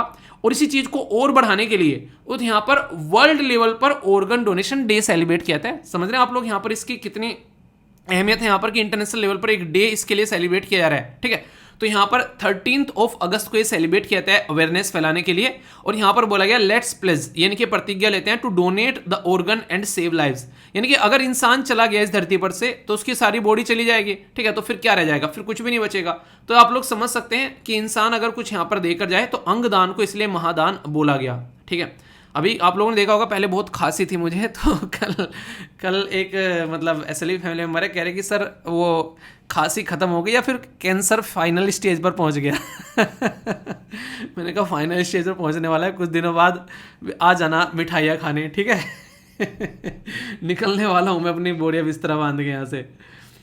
कुछ तो अच्छी बातें कर लिया करो, घर वाले भी कमेंट पढ़ते हैं मेरे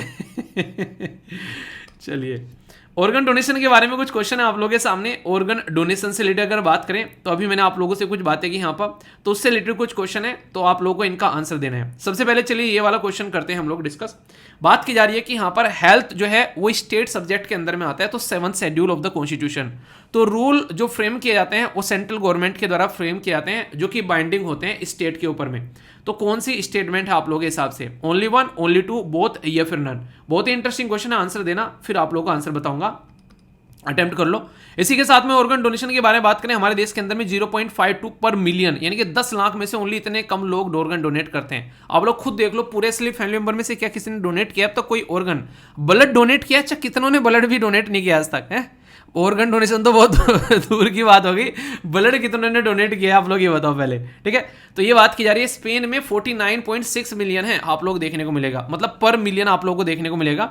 इन इंडिया तो यहाँ पर बात की जा रही है लेस देन 1/4 स्टेट डोनेट करते हैं मोर देन 3/4 ऑफ ऑर्गन। तो ये 2 क्वेश्चन आप लोगों के सामने है, इनको अटेम्प्ट करो, देखता हूं कौन आंसर देता है। इवन इसके ऊपर एक आंसर राइटिंग का भी क्वेश्चन आप लोगों के सामने कि डिस्कस करने हैं कि मेजर्स क्या है जो नीडेड हैं एक तरीके से जो लोगों को एक तरीके से ऑर्गन डोनेट की तरफ को लेकर जाएं, उनको राजी करने के लिए। यानी कि अगर मैं आप लोगों को बोलूं यहाँ पर कि ऑर्गन डोनेट करने से किसी भी इंसान को कोई हानि नहीं होगी, क्योंकि जब इंसान निकल ही गए यहाँ से, अब उसकी बॉडी क्या रहेगी, तो बॉडी तो 5 तत्वों से मिला हुआ एक शरीर है भैया, इसी में मिल जाना है ये। तो कहीं ना कहीं अगर उसको डोनेट कर दिया जाए तो वो किसी के काम आ जाएगा। पर लेकिन हम इमोशनली इतने कनेक्ट रहते हैं उस चीज़ के साथ में, कभी हम लोग इसके बारे में सोचते भी नहीं है। तो आप लोग सोचो कोई नियर डियर वन के साथ में अगर कुछ ऐसी दुर्घटना घटे तो फिर क्या हो। तो ये इस तरीके से हम लोग सोचें तो यहाँ पर अलग पैटर्न में चीज़ें देखने को मिलेगी। ठीक है, तो ये है यहाँ पर एक इंपॉर्टेंट क्वेश्चन। ये क्वेश्चन कितनों ने गलत किया, ठीक ठीक बताना, मजाक नहीं कर रहा हूँ, सीरियस बताना कितनों ने गलत किया है। सारे कह रहे होंगे हाँ पहला वाला क्वेश्चन स्टेटमेंट तो बिल्कुल सही हो गया, दूसरे वाली स्टेटमेंट गलत हो गई। ठीक है, तो आंसर क्या हो गया यहाँ पर, आंसर इसका ए हो गया। पर लेकिन पूछा गया भाई साहब आंख बंद कर कर नहीं, आंख खोलकर आंसर दिया करो। ठीक है, तो आंख खोलकर, कान खोलकर और मुंह एक बार को बंद रख लेना, कोई दिक्कत नहीं, क्योंकि मुझे सुनना तो है नहीं, लिख के दिखाना है आप लोगों को। ठीक है, तो आंसर हो गया यहाँ पर सेकंड बी, क्योंकि इनकरेक्ट पूछा गया यहाँ पर। और अभी मैंने बताया यहाँ पर ये बाइंडिंग नहीं है स्टेट पर, क्यों, क्योंकि हेल्थ जो है वो स्टेट सब्जेक्ट के अंदर में आता है, संविधान के 7वें शेड्यूल के अंदर में जब आप लोग जाओगे तो हेल्थ ये आप लोग यहाँ पर याद रख सकते हैं। इसी के साथ में जो पहला क्वेश्चन पूछा गया था उसमें आंसर डी देखने को मिलेगा, यानी कि सारी की सारी स्टेटमेंट जो है बिल्कुल करेक्ट है। तो घनी चौकी बात की जा रही है भैया, आप लोग देखते हैं यहाँ पर, तो बिल्कुल सही स्टेटमेंट है। और ये हो गया आप लोगों के सामने क्वेश्चन। तो टॉपिक तैयार करने का तरीका समझ में आ गया, एक एक पॉइंट आप लोग के माइंड में क्रिस्टल क्लियर हो जाता है जब आप लोग चीज़ों को समझते हो, कौन कौन से राज्य में ऑर्गन डोनेशन किया जा रहा है, क्या क्या प्रोसीजर आप लोगों को यहाँ पर देखने को मिल रहा है। तो सारी बातें एक एक कर बता दी। तो सैल्यूट है यार, ऐसे इंसान यहाँ पर अगर एक तरीके से आप लोग देखते हैं यहाँ पर कई सारे लोगों की जान बचा कर चले गए, तो ये बहुत बड़ी बात है अपने आप में। तो कई सारे लोगों को जीवन दान दे दिया, इसीलिए जीवन दान महादान की कैटेगरी में आता है। तो कैसा लगा ये टॉपिक, कोई कंफ्यूजन हो तो बताना, उसको दूर किया जाएगा। और फीडबैक आप लोग यहाँ पर दे सकते हो, जिससे कि मुझे पता चले कि वीडियो कैसी लग रही है। 1 सेकंड लगते हैं, कोई जीएसटी उसके ऊपर नहीं है, आप अपना प्यार दिखा सकते हैं लाइक या डिसलाइक कर। ठीक है, एक क्वेश्चन आप में से पूछूंगा, कौन कौन आप में से वेजिटेरियन है और कौन कौन नॉन वेजिटेरियन है। तो यहाँ पर वेजिटेरियन वर्सेस नॉन वेजिटेरियन का डिबेट डिस्कशन नहीं कर रहा हूँ मैं यहाँ पर। ठीक है, जो भी जो खाता है वो अपनी मर्जी से खाता रहिए और लाइफ को एंजॉय करते रहिए और पढ़ते रहिए और सिलेक्शन लेते रहिए। ठीक है, अभी यहाँ पर मुद्दा क्या है, मुद्दा मैं करूँगा यहाँ पर बात आप लोगों से, बात की जा रही है कल्चर्ड मीट के बारे में। इसी को आप लोग लैब ग्रोन मीट भी आप लोग बोलते हो, लैब ग्रोन मीट या फिर cultured meat. Lab grown diamond के बारे में सुना था ना अभी, अच्छा क्वेश्चन बताइए आप लोग यहाँ पर। लैब ग्रोन डायमंड के बारे में जब मैंने आप लोगों से आर्टिकल डिस्कस किया था उस टाइम पर लैब ग्रोन मीट के बारे में बात करते हैं। तो लैब ग्रोन डायमंड को हमारे बजट में भी अनाउंस किया गया था उस टाइम पर, और मैंने आप लोगों से डिस्कस किया था कि एक आईआईटी को पैसे दिए गए हैं इस पर और रिसर्च करने के लिए और अच्छे से काम करने के लिए। तो वो कौन सा आईआईटी था जिसको ये पैसे दिए गए थे। ठीक है, तो ये क्वेश्चन आप लोगों को बताना है। ये जो टॉपिक है जीएस पेपर 3 में जो बायोटेक्नोलॉजी यानी कि साइंस एंड टेक्नोलॉजी की कैटेगरी में आप लोगों को देखने को मिलेगा, बात की जा रही है सेल कल्चर्ड चिकन के बारे में या फिर लैब ग्रोन मीट के बारे में। और यहाँ पर अभी यूएसए के अंदर में अप्रूवल दिया गया यहाँ पर गवर्नमेंट के द्वारा कि इसको प्रोड्यूस किया जा सकता है। तो कैलिफोर्निया बेस्ड 2 कंपनी जो है वो यहाँ पर इसके लिए लग रही है, ठीक है, काम करने के लिए। नॉर्मली अगर बात करें जब हम लोग किसी ऐसे टॉपिक के बारे में बात करते हैं तो थोड़ी बैकग्राउंड इन्फॉर्मेशन आप लोगों को पता होना चाहिए। अगर बात करें हम लोग जब इस वाले चिकन के बारे में बात करते हैं तो ये कैसे पैदा होते हैं, तो यहाँ पर जो मुर्गा मेल और फीमेल जो है वो आपस में फिजिकल रिलेशन बनाते हैं, उसके बाद में यहाँ पर बच्चे पैदा होते हैं और फिर यहाँ पर वे बड़े होते हैं और फिर हम लोग उनको एक तरीके से लाइफ में एंजॉय करते हैं, खाते पीते हैं, अपना लाइफ में अच्छे से इसको एंजॉय करते हैं। पर लेकिन इन रियलिटी में अगर आप लोग देखो, एक मुर्गे को बेसिकली उस लेवल पर लाने के लिए कि जब उसको काटा जाएगा, उसको खाया जाएगा, कितने लंबे समय तक उसको पानी पिलाया जाता है, खाना खिलाया जाता है, तो जितना इन्वेस्टमेंट उसके लिए किया जाता है और फिर लोग बोलते हैं कि हम लोग इसको क्यों खा रहे हैं, क्योंकि प्रोटीन का सोर्स है काफ़ी अच्छा। तो ये सोचने वाली बात है कि क्या इतनी मेहनत कर कर जितना प्रोटीन मिल रहा है, क्या कोई दूसरा तरीका नहीं हो सकता कि हम लोग इससे अच्छा प्रोटीन यहाँ पर उसका ऑल्टरनेटिव खोज कर निकाल ले। तो इसके बारे में भी कई बार डिस्कस किया जाता है। ये बिल्कुल ऐसे ही है।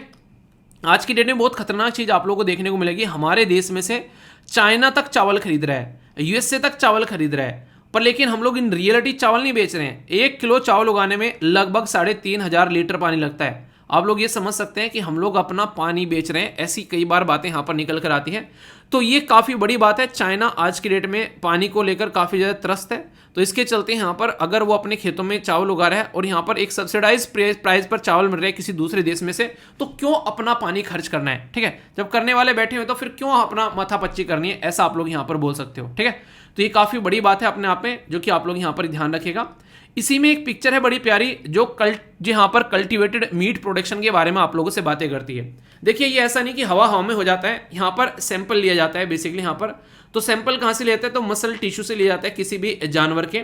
आप लोगों ने पढ़ा होगा, कई बार इसके ऊपर क्वेश्चन भी बन चुके हैं, आप लोगों ने कई सारी मूवीज में भी देखा, उसका क्लोन बनाते हैं। क्लोन नहीं बनाते हैं, इंसान की एक सेल लेकर उसमें से क्लोन तैयार कर देते हैं, तो वो वाला फंडा यहाँ पर देखने को मिलता है। तो यहाँ पर जो एक्सट्रैक्ट की जाती है सेल, हालांकि उससे ज्यादा नुकसान जो है वो जानवरों को नहीं देखने को मिलता है, ठीक है। फिर इसके अंदर में न्यूट्रिशन मिलाया जाता है। सबसे इंपॉर्टेंट चीज यहाँ पर यही है, पहले यहाँ पर सैंपल निकाला, फिर ये एक्सट्रैक्ट जो है इसके अंदर में स्टेम सेल देखने को मिलती है। स्टेम सेल वो सेल है जिससे कई बार ये बोला जाता है कि इस स्टेम सेल का इस्तेमाल कर हम लोग क्या क्या कर सकते हैं, हम लोग इवन अपना आज के दिन में कैंसर तक मिटा सकते हैं। कैंसर भी कैसे, जैसे कि बात की जाती है कई सारे जो कैंसर होते हैं जिनका कोई इलाज नहीं है, तो उसके टिश्यू को रिप्लेस कर सकते हैं इसकी हेल्प से, यहाँ पर ऐसा बोल सकते हैं। इंटरेस्टिंग चीज क्या है यहाँ पर, इसके अंदर में न्यूट्रिशन लेवल हम लोग चेंज कर सकते हैं। कोई इंसान चिकन खा रहा है, बोलेगा भाई चिकन पैक कर दो, चिकन खा लिया इंसान ने लाकर, वो चिकन जो इंसान खा रहा है ना उसमें एक प्रॉपर जो होगा ऑलरेडी अवेलेबल जो विटामिन प्रोटीन देखने को मिलेंगे वो नेचुरली होंगे, जो भी होंगे उसके अंदर में, उसकी बॉडी के अंदर में। पर लेकिन यहाँ पर क्या किया जा रहा है, अच्छी बात जो मुझे लग रही है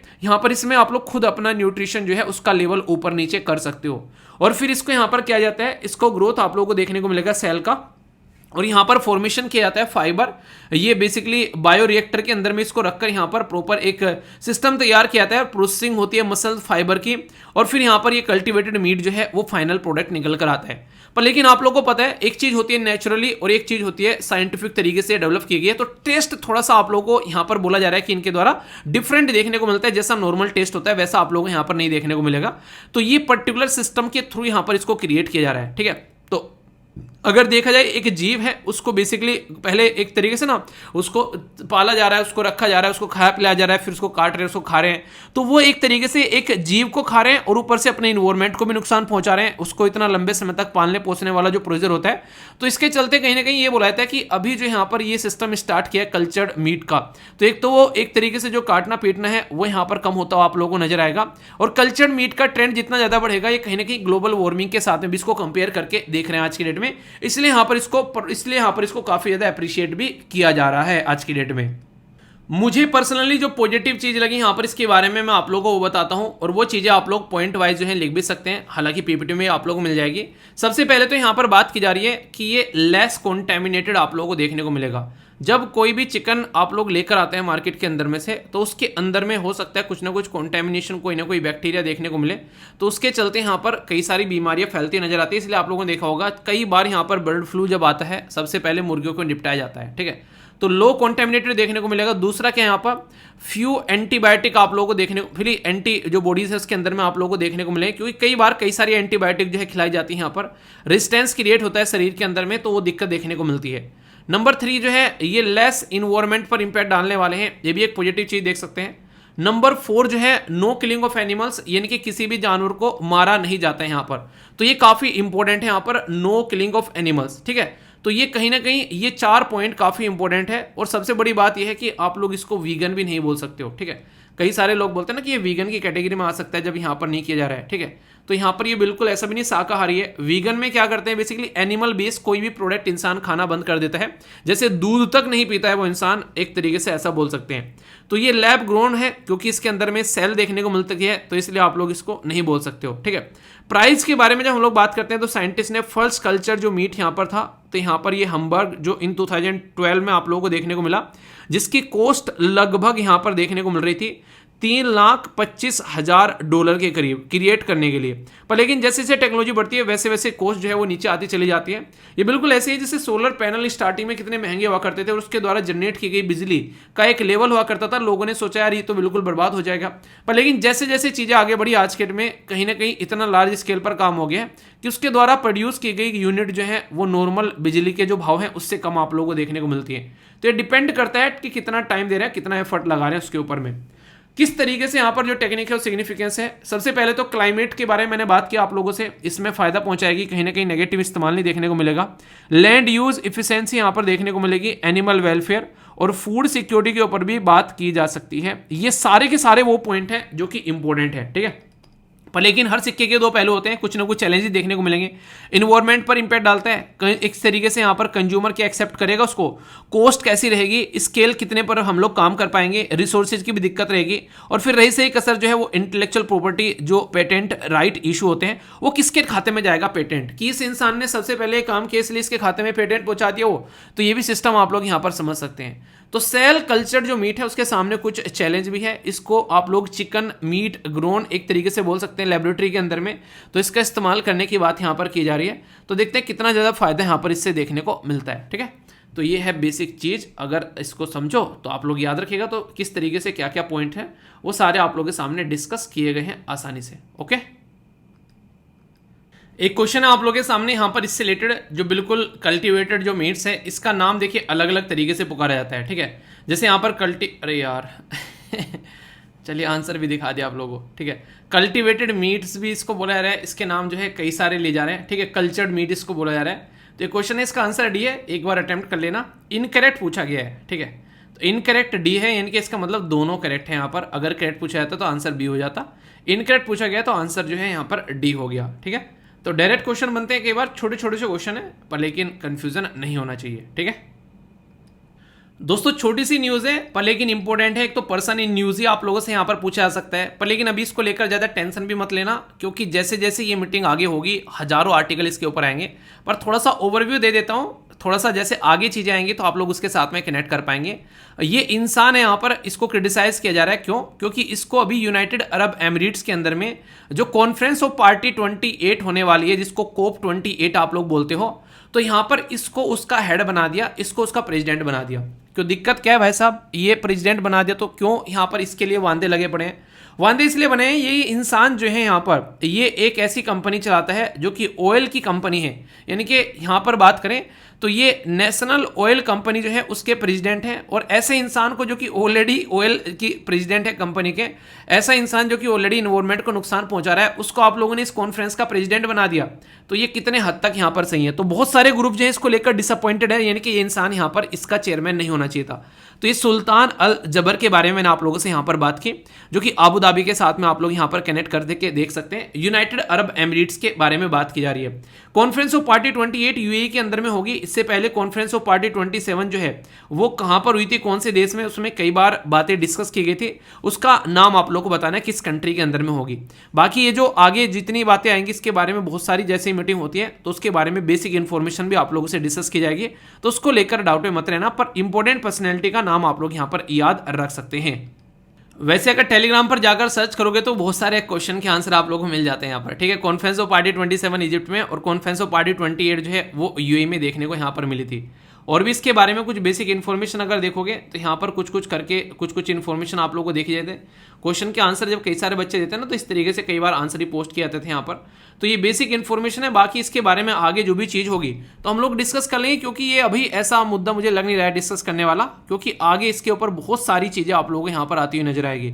तो उस टाइम पर बैठकर तसल्ली में इसके ऊपर बहुत सारी बातें बताऊंगा, कॉन्फ्रेंस ऑफ पार्टी कौन कौन सी कहाँ पर हुई हैं। ठीक है, उसके बारे में बेसिक एंड बैकग्राउंड इन्फॉर्मेशन हम लोग डिस्कस कर लेंगे। इंडिया के अंदर भी क्या कोई कॉन्फ्रेंस ऑफ पार्टी हुई है, तब तक आप लोग इसके बारे में बताइए, बाकी हम तो डिस्कस कर ही लेंगे। ठीक है, क्योंकि क्लाइमेट चेंज का मुद्दा है और ये कंटिन्यूअसली बना हुआ भी रहता है। ओके, नेशनल लेवल की एक न्यूज़ है जिसके बारे में मैं आप लोगों से बात करूंगा, और हल्का सा आइडिया मैंने आप लोगों को दिया भी था यहाँ पर जब आप लोगों से डोनर वाला जो आर्टिकल डिस्कस किया था। अभी ये जो आर्टिकल है यहाँ पर ये बता रहा है कि नॉर्थ इंडिया के अंदर में स्किन बैंक जो है वो ओपन किया जा रहा है। ये सफदरजंग हॉस्पिटल है जो दिल्ली के अंदर में। स्किन जो होती है ना, ये आप लोग देखते हैं कि स्किन उतारी जाती है इंसान की, खासकर उस टाइम पर जब उस इंसान की डेथ हो जाती है, और ये ट्रांसप्लांट किया जाता है स्किन का उस इंसान के लिए जिसकी जल गई है, कोई और इशू बन गया है, तो उस टाइम पर उसको सपोर्ट प्रोवाइड कराने के लिए ये आप लोगों को यहाँ पर देखने को मिलता है। तो फर्स्ट स्किन बैंक देखने को मिलेगा सफदरजंग के अंदर, दिल्ली के अंदर में जो हॉस्पिटल है उसके बारे में यहाँ पर बात की जा रही है। आज की डेट में अगर आप लोग देखोगे तो टोटल 16 ये बैंक आप लोगों को देखने को मिलते हैं, 7 जिसमें से देखने को मिलेंगे महाराष्ट्र, 4 चेन्नई में, 3 केरला के अंदर में, और 1 मध्य प्रदेश और उड़ीसा में देखने को मिलेगा। तो इसके चलते यहाँ पर अभी इसके बारे में बात की जा रही है, तो हल्का सा आइडिया रखिएगा इसके बारे में। इंटरेस्टिंग, और ये क्वेश्चन जो है आप लोगों से डायरेक्ट जो प्रीलिम्स के पॉइंट ऑफ से आप लोगों से तो डायरेक्ट क्वेश्चन यहाँ पर बन सकता है, जैसे कि कौन सा ऐसा प्लैनेट है जिसके सबसे ज़्यादा मून है। बताओ वीडियो को पॉज करके, देखता हूं कौन सही आंसर देता है। कौन सा ऐसा प्लैनेट है जिसके सबसे ज्यादा मून है, और मार्स मंगल ग्रह के बताने हैं कितने मून है, देखता हूं कौन कौन बताते हैं। कई बार उससे रिलेटेड टॉपिक भी हम लोग डिस्कस कर चुके हैं, ठीक है। बताओ कौन सा है, सैटर्न, शनि ग्रह है, यही बोलोगे ना। अब आप लोग ये थ्योरी जो है वो गलत हो चुकी है, क्योंकि शनि ग्रह को पीछे छोड़ चुका है जुपिटर, ठीक है। तो ये आप लोगों के लिए यहाँ पर डायरेक्ट क्वेश्चन आप लोगों से एग्जाम में पूछा सकते हैं कि सबसे ज्यादा चांद जो है वो आज की डेट में किसके पास में है। तो बृहस्पति जो ग्रह है, जिसको जुपिटर आप लोग बोलते हैं इंग्लिश में, उसने पीछे छोड़ दिया है अभी शनि ग्रह को, यानी कि सैटर्न को।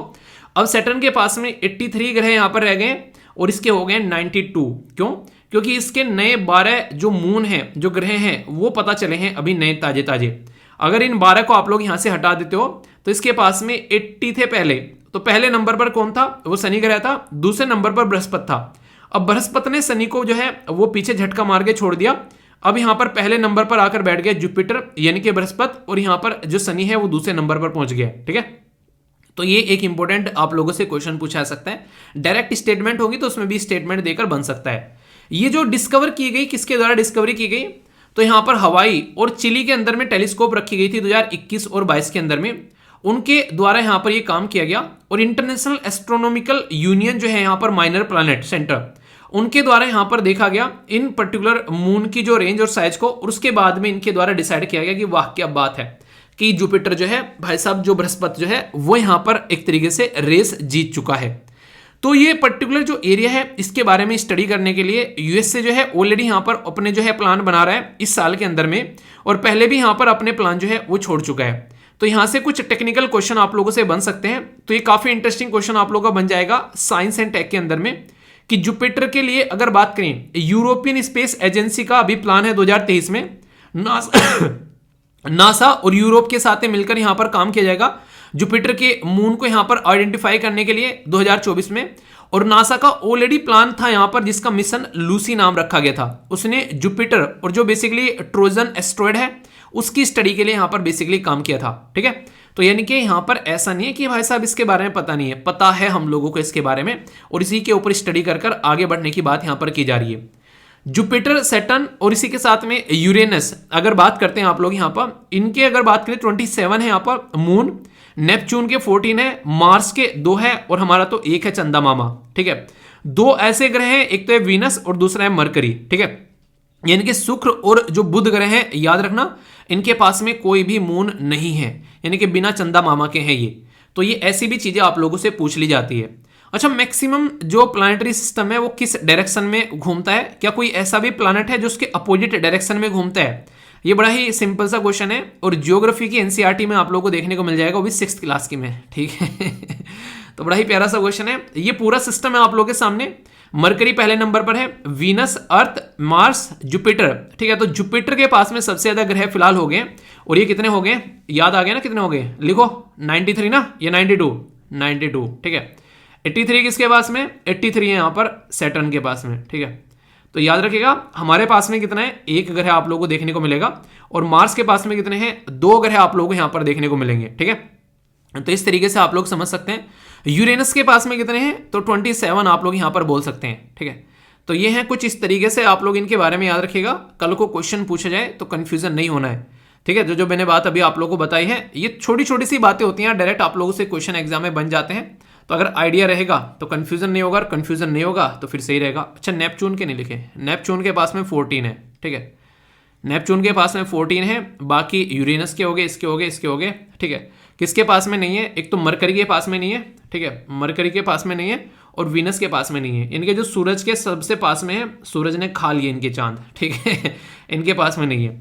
और पहला पृथ्वी के पास में 1, फिर 2, फिर सीधे 92, ठीक है, फिर 83। इस तरीके से आप लोग थोड़ा सा आइडिया रखिएगा, कंफ्यूजन नहीं होना चाहिए। हमारा रिसेंटली अभी मिशन जो है वो सूरज के लिए, उसका नाम क्या है ये आप लोगों को बताना है। देखता हूं कौन सही आंसर देता है, काफी डिटेल में मैंने कवर किया था।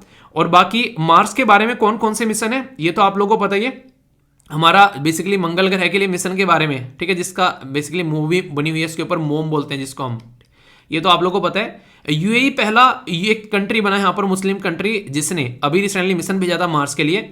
होप मिशन है, उसका नाम कम से कम आप लोग याद रखिएगा, मैच करने के लिए कई बार पूछ लिया जाता है, ठीक है। तो ये कुछ बेसिक इंफॉर्मेशन है, कंफ्यूजन नहीं होना चाहिए। दोस्तों अभी एक स्टडी की गई रिसेंटली जाधवपुर यूनिवर्सिटी के अंदर में। सबसे बड़ी बात यहाँ पर यह है कि आज की डेट में पोल्यूशन जो है वो नेक्स्ट लेवल पर आप लोगों को देखने को मिल रहा है। एक नए टाइप का पोल्यूशन अभी यहाँ पर नजर आया, कहाँ पर, कोलकाता के अंदर में। तो ये जाधवपुर यूनिवर्सिटी कहाँ पर है, ये कोलकाता के अंदर में है। तो इसके द्वारा स्टडी की गई, तो वो स्टडी मैं आप लोगों से डिस्कस करने वाला हूँ। दोस्तों ये जो पर्टिकुलर टॉपिक है ये जीएस पेपर 3 के अंदर में जो इन्वायरमेंट वाला सेक्शन है उसके साथ में आप लोग इसको कनेक्ट करके देख सकते हैं। अभी बात सामने निकल कर आ रही है कि मैग्नेटाइट्स प्रदूषण यानी कि पोल्यूशन अभी देखने को मिला कहां पर, कोलकाता की सड़कों पर। यानी कि कोलकाता के अंदर में जो डस्ट यानी कि जो धूल उड़ती है रोड साइड यानी कि सड़कों के बराबर में, वहां पर मैग्नेटाइट पोल्यूशन यहां पर देखने को मिला। आप लोगों ने एयर पोल्यूशन चुना है, वाटर पोल्यूशन चुना है, मतलब एक तरीके से ना जो आप लोगों ने सारे पोल्यूशन सुन रखे हैं, ध्वनि पोल्यूशन भी आप लोगों ने सुना है, पर लेकिन ये जो नया पोल्यूशन है इसको बोला गया है मैग्नेटाइट पोल्यूशन। तो सबसे पहले तो आप लोगों को पता होना चाहिए कि यार ये है क्या, इसके बारे में तभी आप लोग चीज़ों को अंडरस्टैंड कर पाएंगे। जो मैग्नेटाइट है यहाँ पर, इसको बेसिकली मैग्नेटिक पोल्यूशन भी आप लोग यहाँ पर बोल सकते हैं, क्योंकि इसके अंदर में जो पाया जा रहा है वह है Fe3O4, तो इसको यहाँ पर मैग्नेटाइट बोलते हैं। तो ये एक तरीका मिनरल है, ये खासकर जहां पर इंडस्ट्रीज होती हैं, बड़ी बड़ी माइनिंग्स होती हैं, यानी कि एक तरीके से ना जहां पर एक तरीके से आप लोग बोल सकते हैं कि उद्योग होते हैं, बड़े बड़े खनन जो होते हैं, वहां पर आप लोगों को देखने को मिलेगा बड़ी बड़ी इंडस्ट्रीज, यानी कि जहां पर इस तरह की चीजें देखने को मिलती हैं, वहां पर आप लोगों को नजर आएगा ये मैग्नेटाइट। ये एक ऑक्साइड है आयरन का, जो आयरन है बेसिकली उसका ऑक्साइड आप लोगों को देखने को मिलेगा। और मोस्ट मैग्नेटिक जो भी यहां पर होते हैं ये नेचुरली एक मिनरल है जो कि अर्थ के अंदर से निकलता है, ठीक है। तो एक तरीका नेचुरल मैग्नेट भी यहां पर इसको आप लोग बोल सकते हैं। इसके अंदर में 72% आप लोगों को मेटेलिक आयरन देखने को मिलेगा। आप लोगों ने सुना कि जो चुंबक है वो भी लोहे की बनी होती है, कई बार सुना होगा। कहां कहां पर ये चीजें पाई जाती हैं, तो कलकत्ता, इस मतलब कर्नाटका, आंध्र प्रदेश, राजस्थान, तमिलनाडु, गोवा और केरला, मैक्सिमम आप लोगों को यहाँ पर इन एरिया में ये पर्टिकुलर ये पैटर्न आप लोगों को यहाँ पर नजर आएगा। तो ये जो स्टडी की गई है, कहीं ना कहीं किसी चीज की पोल्यूशन होता क्या है, अगर कोई आप लोगों से पूछे पोल्यूशन होता क्या है, तो किसी पर्टिकुलर अनवांटेड तत्व का किसी पर्टिकुलर एरिया में ज्यादा बढ़ जाना, उसको आप लोग पोल्यूशन बोलते हो। नॉर्मल पानी जो है वो सही है, पर लेकिन उसके अंदर में पानी के अलावा दूसरी चीजों का बढ़ता जाना वो वहां पर पोल्यूशन फैला देगा। और पोल्यूशन इसीलिए यहां पर आप लोगों को देखने को मिलता है कि वो चीज जो है अब इस्तेमाल करने लायक नहीं बचती है, यानी कि इतना ज्यादा डिग्रेड उसको कर देता है, इतना ज्यादा बर्बाद कर देता है कि नॉर्मल यूज के लिए भी यहां पर उसको नहीं इस्तेमाल किया जा सकता है। और फिर खतरनाक लेवल के इंपैक्ट देखने को मिलेंगे अगर किसी ने इस्तेमाल करने के बारे में भी सोची। तो इसीलिए जो इसके इंपैक्ट निकल कर आते हैं उनके बारे में काफी बड़ी बातें आप लोग समझ सकते हैं। यहाँ पर सबसे बड़ी बात तो अगर कोई आप लोगों से बोले यहाँ पर कि इसका इंपैक्ट जो है आप लोग समझ सकते हैं इकोलॉजिकल इंपैक्ट, यानी कि इन्वायरमेंट पर जो इंपैक्ट पड़ेगा उसकी वजह से, मान लीजिए कोई बर्ड्स हैं, ठीक है, उसके ऊपर इंपैक्ट पड़ रहा है, या एनिमल्स हैं उस एरिया में रहते हैं उसके ऊपर इंपैक्ट पड़ रहा है। इसी के साथ में अगर बात करें सोयल और वाटर के ऊपर भी इंपैक्ट पड़ सकता है। कल को चलकर ये पानी और जो बेसिकली मिट्टी है उसको भी कॉन्टेमिनेट कर सकता है, तो ये भी एक कंडीशन आप लोग यहाँ पर समझ सकते हैं। ह्यूमन हेल्थ जो कि सबसे ज्यादा खतरनाक इंपैक्ट यहाँ पर डालेगा, तो इसकी वजह से सांस की बीमारी एक तरीके से बहुत ज्यादा तरीके से देखने को मिल सकती है। और खासकर जो बच्चे हैं और जो बीमार बुजुर्ग लोग हैं, प्रेग्नेंट महिलाएं हैं, वो ये काफी ज्यादा इंपैक्ट यहाँ पर इसका झेल सकती हैं, एक तरीके से दिक्कतें देखने को मिल सकती है, ठीक है। तो ये आप लोग यहाँ पर समझ सकते हैं। इसी के साथ में यहाँ पर ये कहीं ना कहीं आप लोग बोल सकते हैं जब कोई ऐसा पोल्यूशन निकल कर आता है तो यहाँ पर ये कई बार आप लोगों को नजर आएगा जैसे लोहे के ऊपर जंग लग जाता है, उसको बर्बाद कर देता है। ऐसे ही जो इलेक्ट्रॉनिक इक्विपमेंट हैं, अगर वो यहाँ पर इस तरह का पोल्यूशन ज्यादा देखने को मिलेगा, वो ढंग से काम नहीं करेंगे, ठीक है। आप लोग ये समझ सकते हैं क्योंकि सबके अंदर में कोई ना कोई आप लोगों को चुंबक देखने को मिलती है, तो इस तरीके से यहाँ पर दिक्कतें देखने को मिल सकती है। तो इसकी वजह से बोला जा रहा है कि जो स्टील है उसके ऊपर एक तरीके का जो, अगर ये कोई ऐसा पोल्यूशन होता है इसको मैग्नेटिक पोल्यूशन ये बोला जा रहा है, ये स्टील का जो सिस्टम है उसको बर्बाद करने की क्षमता अपने अंदर रखता है। तो स्टील से बनाया गया जो इंफ्रास्ट्रक्चर है, जो ढांचा है, उसको भी ये बर्बाद करने की क्षमता अपने अंदर रखता है। यानी कि ये हर तरीके से इतना ज्यादा इंपैक्टफुल होगा कि लोगों ने इसके बारे में सोचा भी नहीं होगा कि इतना ज्यादा खतरनाक ये साबित हो सकता है। तो ये जो इंपैक्ट है ये आप लोग समझ सकते हैं, जब अगर ये बढ़ना स्टार्ट हो जाएगा तो कितना खतरनाक ये साबित यहां पर होता हुआ नजर आएगा। तो इसको रोकने के ऊपर फोकस देने की बात यहां पर की जा रही है।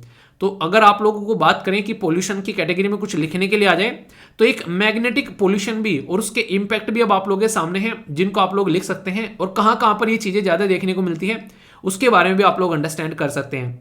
इन राज्यों से अगर आप लोग आते हैं, कर्नाटका, आंध्र प्रदेश, राजस्थान, तमिलनाडु, गोवा, केरला, तो यहाँ के तो स्टेट पीसीएस के लिए भी आप लोग के लिए स्पेशल क्वेश्चन बन जाएगा कि मैग्नेटिक पोल्यूशन के बारे में आप लोग को एक्सप्लेन करना है। ठीक है, तो ये बेसिक चीजें हो गई। ये इस तरह की चीजें हैं कि यहां से क्वेश्चन भी आप लोगों से पूछे जाते हैं। अगर बात करूं आप लोगों से तो ऐसे टॉपिक है 2016 में आप लोग यहां पर देखते हैं यूपीएससी ने क्वेश्चन पूछा एयर क्वालिटी इंडेक्स के बारे में। तो जब यहां पर बात करते हैं कि एयर क्वालिटी जो इंडेक्स है वो क्या क्या कैलकुलेट करता है, तो carbon dioxide, carbon monoxide, nitrogen oxide, sulphur dioxide या फिर मीथेन। तो इसके बारे में जब हम लोग बात करते हैं तो कौन कौन सी चीज यहां पर ये काउंट करके चलता है, तो ये आप लोगों को यहां पर मैंने एयर क्वालिटी इंडेक्स पढ़ाया था तो उसमें कई बार चीजें बताई है। आंसर यहां पर भी है पर आप लोग समझ सकते हैं इसके अंदर में पार्टिकुलेट मैटर 2 पॉइंट यहां पर ये 5 बेसिकली NO2 SO2 CO, तो CO2 यहां पर आप लोगों को नहीं देखने को मिलेगी। ठीक है, तो यानी कि कार्बन डाइऑक्साइड आप लोगों को यहां पर नहीं देखने को मिलेगी, ये आप लोग समझ सकते हैं। ना ही इसके अंदर में आप लोगों को बेसिकली मेथेन नजर आएगी। ठीक है, तो यहां पर आप लोगों को ही मेथेन भी आप लोगों को देखने को नहीं मिलेगी। तो ये डायरेक्ट क्वेश्चन आप लोगों से पूछे जाते हैं इस तरीके के, और इसके ऊपर यहां पर इनके द्वारा एयर क्वालिटी स्टैंडर्ड तैयार किया जाता है कि 0 से लेके 5 तक है तो गुड क्वालिटी है, 551 से लेके 100 तक, 0 से लेके 50 तक है तो गुड क्वालिटी है, इससे ऊपर 51 से लेके 100 तक है तो ठीक ठाक है, फिर इसके ऊपर जाएंगे तो मॉडरेट है, फिर तो गरीब हो गया, फिर वेरी गरीब हो गया, और फिर तो खतरनाक हो गया। ठीक है, पुअर मतलब खतरनाक क्वालिटी आप लोग बोल सकते हैं। तो यूपीएससी ने डायरेक्ट क्वेश्चन पूछ लिया। अब यहां से क्या क्वेश्चन बन सकता है, बोल देंगे कि मैग्नेटिक पोल्यूशन जो है उस बात की जा रही है इसके बारे में कि मैग्नेटिक पोल्यूशन जो है वो रेफर करता है प्रेजेंस ऑफ द मैग्नेटाइट, जिसको FeO4 बोलते हैं इन द इन्वायरमेंट, और ह्यूमन एक्टिविटी जैसे कि माइनिंग, स्टील या फिर कुछ ऐसी चीजें देखने को मिलती है, तो उसकी वजह से यहां पर ये प्रॉब्लम निकल कर आती है। ठीक है, मैग्नेटाइट जो है यहां पर ये एक आयरन ऑक्साइड है जो कि मोस्ट ऑफ द जो मैग्नेटिक है ऑल द नेचुरल ये फॉर्म में आप लोगों को देखने को मिलता है, तो नेचुरल मैग्नेट भी इसको बोल सकते हैं। मैग्नेटाइट जो है वो 90% मेटेलिक आयरन अपने अंदर रखता है। ऐसी स्टेटमेंट तो डायरेक्ट आप लोगों से बेसिकली जनरल साइंस वाला जो टॉपिक होता है ना उसके अंदर भी आप लोगों से पूछ ली जाती है। क्या स्टेटमेंट करेक्ट है, 1 2 2 3 1 3 या फिर all of the above, A B C या फिर D में सही आंसर क्या होगा ये आप लोगों को बताना है। तो सही आंसर क्या है, वो है B। क्यों, क्योंकि फर्स्ट स्टेटमेंट जो है, एक स्टेटमेंट जो है यहां पर आप लोगों को, एक सेकेंड,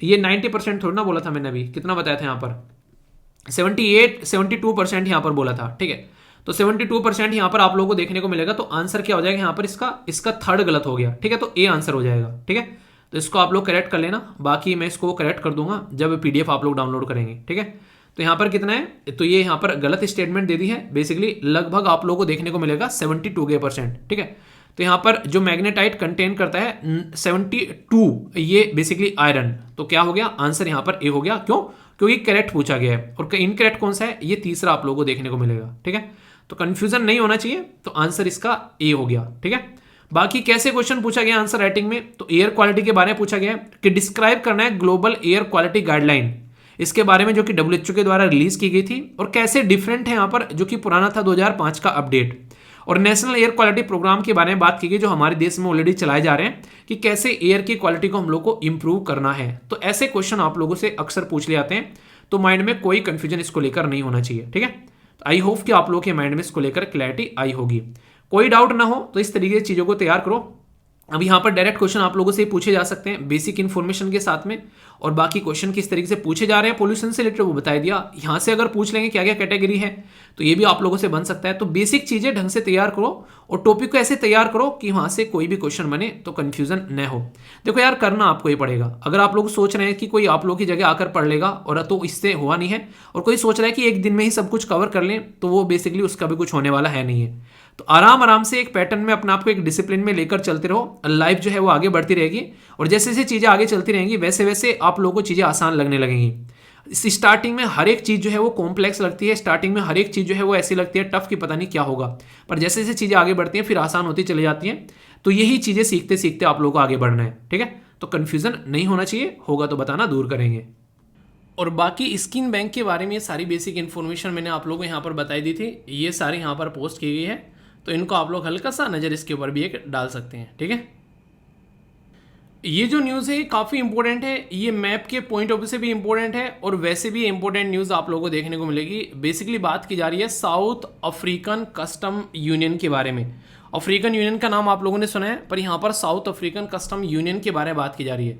सबसे पहले तो यहाँ पर इसके अंदर मेंबर कितने हैं, इसके अंदर आप लोगों को यहाँ पर जैसे यहाँ पर हो गया बोस्टवाना, यहाँ पर हो गया नामीबिया, यहाँ पर हो गया साउथ अफ्रीका, ये हो गया स्वाजीलैंड और ये हो गया लिसोथो। तो टोटल मिलाकर 5 मेंबर आप लोगों को यहाँ पर देखने को मिलेंगे। तो इसके द्वारा बेसिकली बात की जा रही है कि ये की ट्रेड पार्टनर उभर कर आया है अभी इंडिया के साथ में, यानी कि हमारे साथ में इनका अच्छा खासा ट्रेड रिसेंटली अभी यहाँ पर देखने को मिला है। तो अक्सर क्वेश्चन आप लोगों से ऐसे पूछ ले जाते हैं, तो ये इसके बारे में याद रखिएगा। नामीबिया आप लोगों को पता है, हमने अभी यहाँ पर इसी के साथ में जो आप लोग देखते हैं खासकर साउथ अफ्रीका से कुछ हम नामीबिया से नहीं, एक तरीके से हम लोगों ने चीता कहाँ से मंगाया, मेरे माइंड से निकल गया था। अच्छा बताइए चलिए कौन कौन से देश से मंगाए हमने चीतिया, ठीक है। अभी अपने मंगाए थे जो, उनमें से कुछ की डेथ भी हुई है अभी। तो स्वाजीलैंड और लिसोथो ये आप लोग यहाँ पर देखिए, ये साउथ अफ्रीका के इंटरनल आप लोगों को देखने को मिलेंगे। तो ये इसके बारे में बात की जा रही है। तो अभी अगर बात करें तो काफ़ी इंपॉर्टेंट क्वेश्चन बन सकता है, किसी पर्टिकुलर एक एरिया के साथ में हमारा ट्रेड बन रहा है, तो वहाँ पर दोनों कंट्री मिलकर अच्छे से काम कर पाती हैं, आने वाले टाइम में एक्सपोर्ट बढ़ता है। और खासकर फार्मास्यूटिकल प्रोडक्ट और ऑटोमोबाइल्स के बारे में बात करें तो अच्छी खासी हमारी यहाँ पर एक तरीके से एक्सपोर्ट हमारा यहाँ पर निकल कर आता है। साउथ अफ्रीका जो कस्टम यूनियन है यहाँ पर, ये इसके अंदर 5 मेंबर देखने को मिलते हैं जैसा मैंने बताया, और लार्जेस्ट सप्लायर है रो और सेमी रो प्रोसीजर कमोडिटी के लिए, ठीक है। तो ये यहाँ पर बेसिक इन्फॉर्मेशन है। यहाँ पर कई बार इस तरीके से क्वेश्चन आप लोगों से पूछे जाते हैं, तो आप लोग कंफ्यूज न हो, इसके बारे में आप लोग याद रख सकते हैं। ओके, तो ये थी एक बेसिक इन्फॉर्मेशन इकोनॉमी से रिलेटेड। एक और नेक्स्ट न्यूज़ है आप लोगों के सामने। बैंक जो है वो यहाँ पर क्या कर रहे हैं, आप लोगों को पता है कि अगर आज की डेट में आप लोग अपने देश से बाहर जाते हैं तो रेमिटेंस अपने देश में आप लोग भेजेंगे। रेमिटेंस क्या होता है, वो पैसा होता है जो आप लोग अपने घर वालों के पास में भेजते हो। तो उस रेमिटेंस पर यहाँ पर नज़र रखने की कोशिश की जा रही है जो हमारे देश से बाहर जाता है। अब हमारे देश में बहुत सारे ऐसे लोग हैं ना जो यहाँ पर हमारे देश के अंदर नेपाल के, भूटान के, बांग्लादेश के या फिर किसी और कंट्री के रह रहे हैं, अब वो हमारे देश से बाहर रेमिटेंस लेके जाएंगे, तो उसी के ऊपर नज़र रखने की बात की जा रही है। तो यहाँ पर बात की जा रही है कि 20% टैक्स लगाया जाएगा, एक तरीके से यहाँ पर liberalise remittance scheme of the reserve bank of India के द्वारा यहाँ पर ये बात की जा रही है। तो इसके चलते यहाँ पर ये काफ़ी इंपॉर्टेंट है। यहाँ पर क्वेश्चन भी आप लोगों से पूछा सकता है कि यहाँ पर रेमिटेंस अगर हमारे देश में आता जाता है तो कौन नॉर्मली उसके ऊपर नज़र रखता है, कौन कंट्रोल करता है। तो रिजर्व बैंक ऑफ इंडिया की रेस्पॉन्सिबिलिटी है यहाँ पर ये, ठीक है। तो ये याद रखना है आप लोग यहाँ पर, और टैक्स कलेक्शन के पॉइंट ऑफ व्यू से भी यहाँ पर काफ़ी इंपॉर्टेंट रहेगा।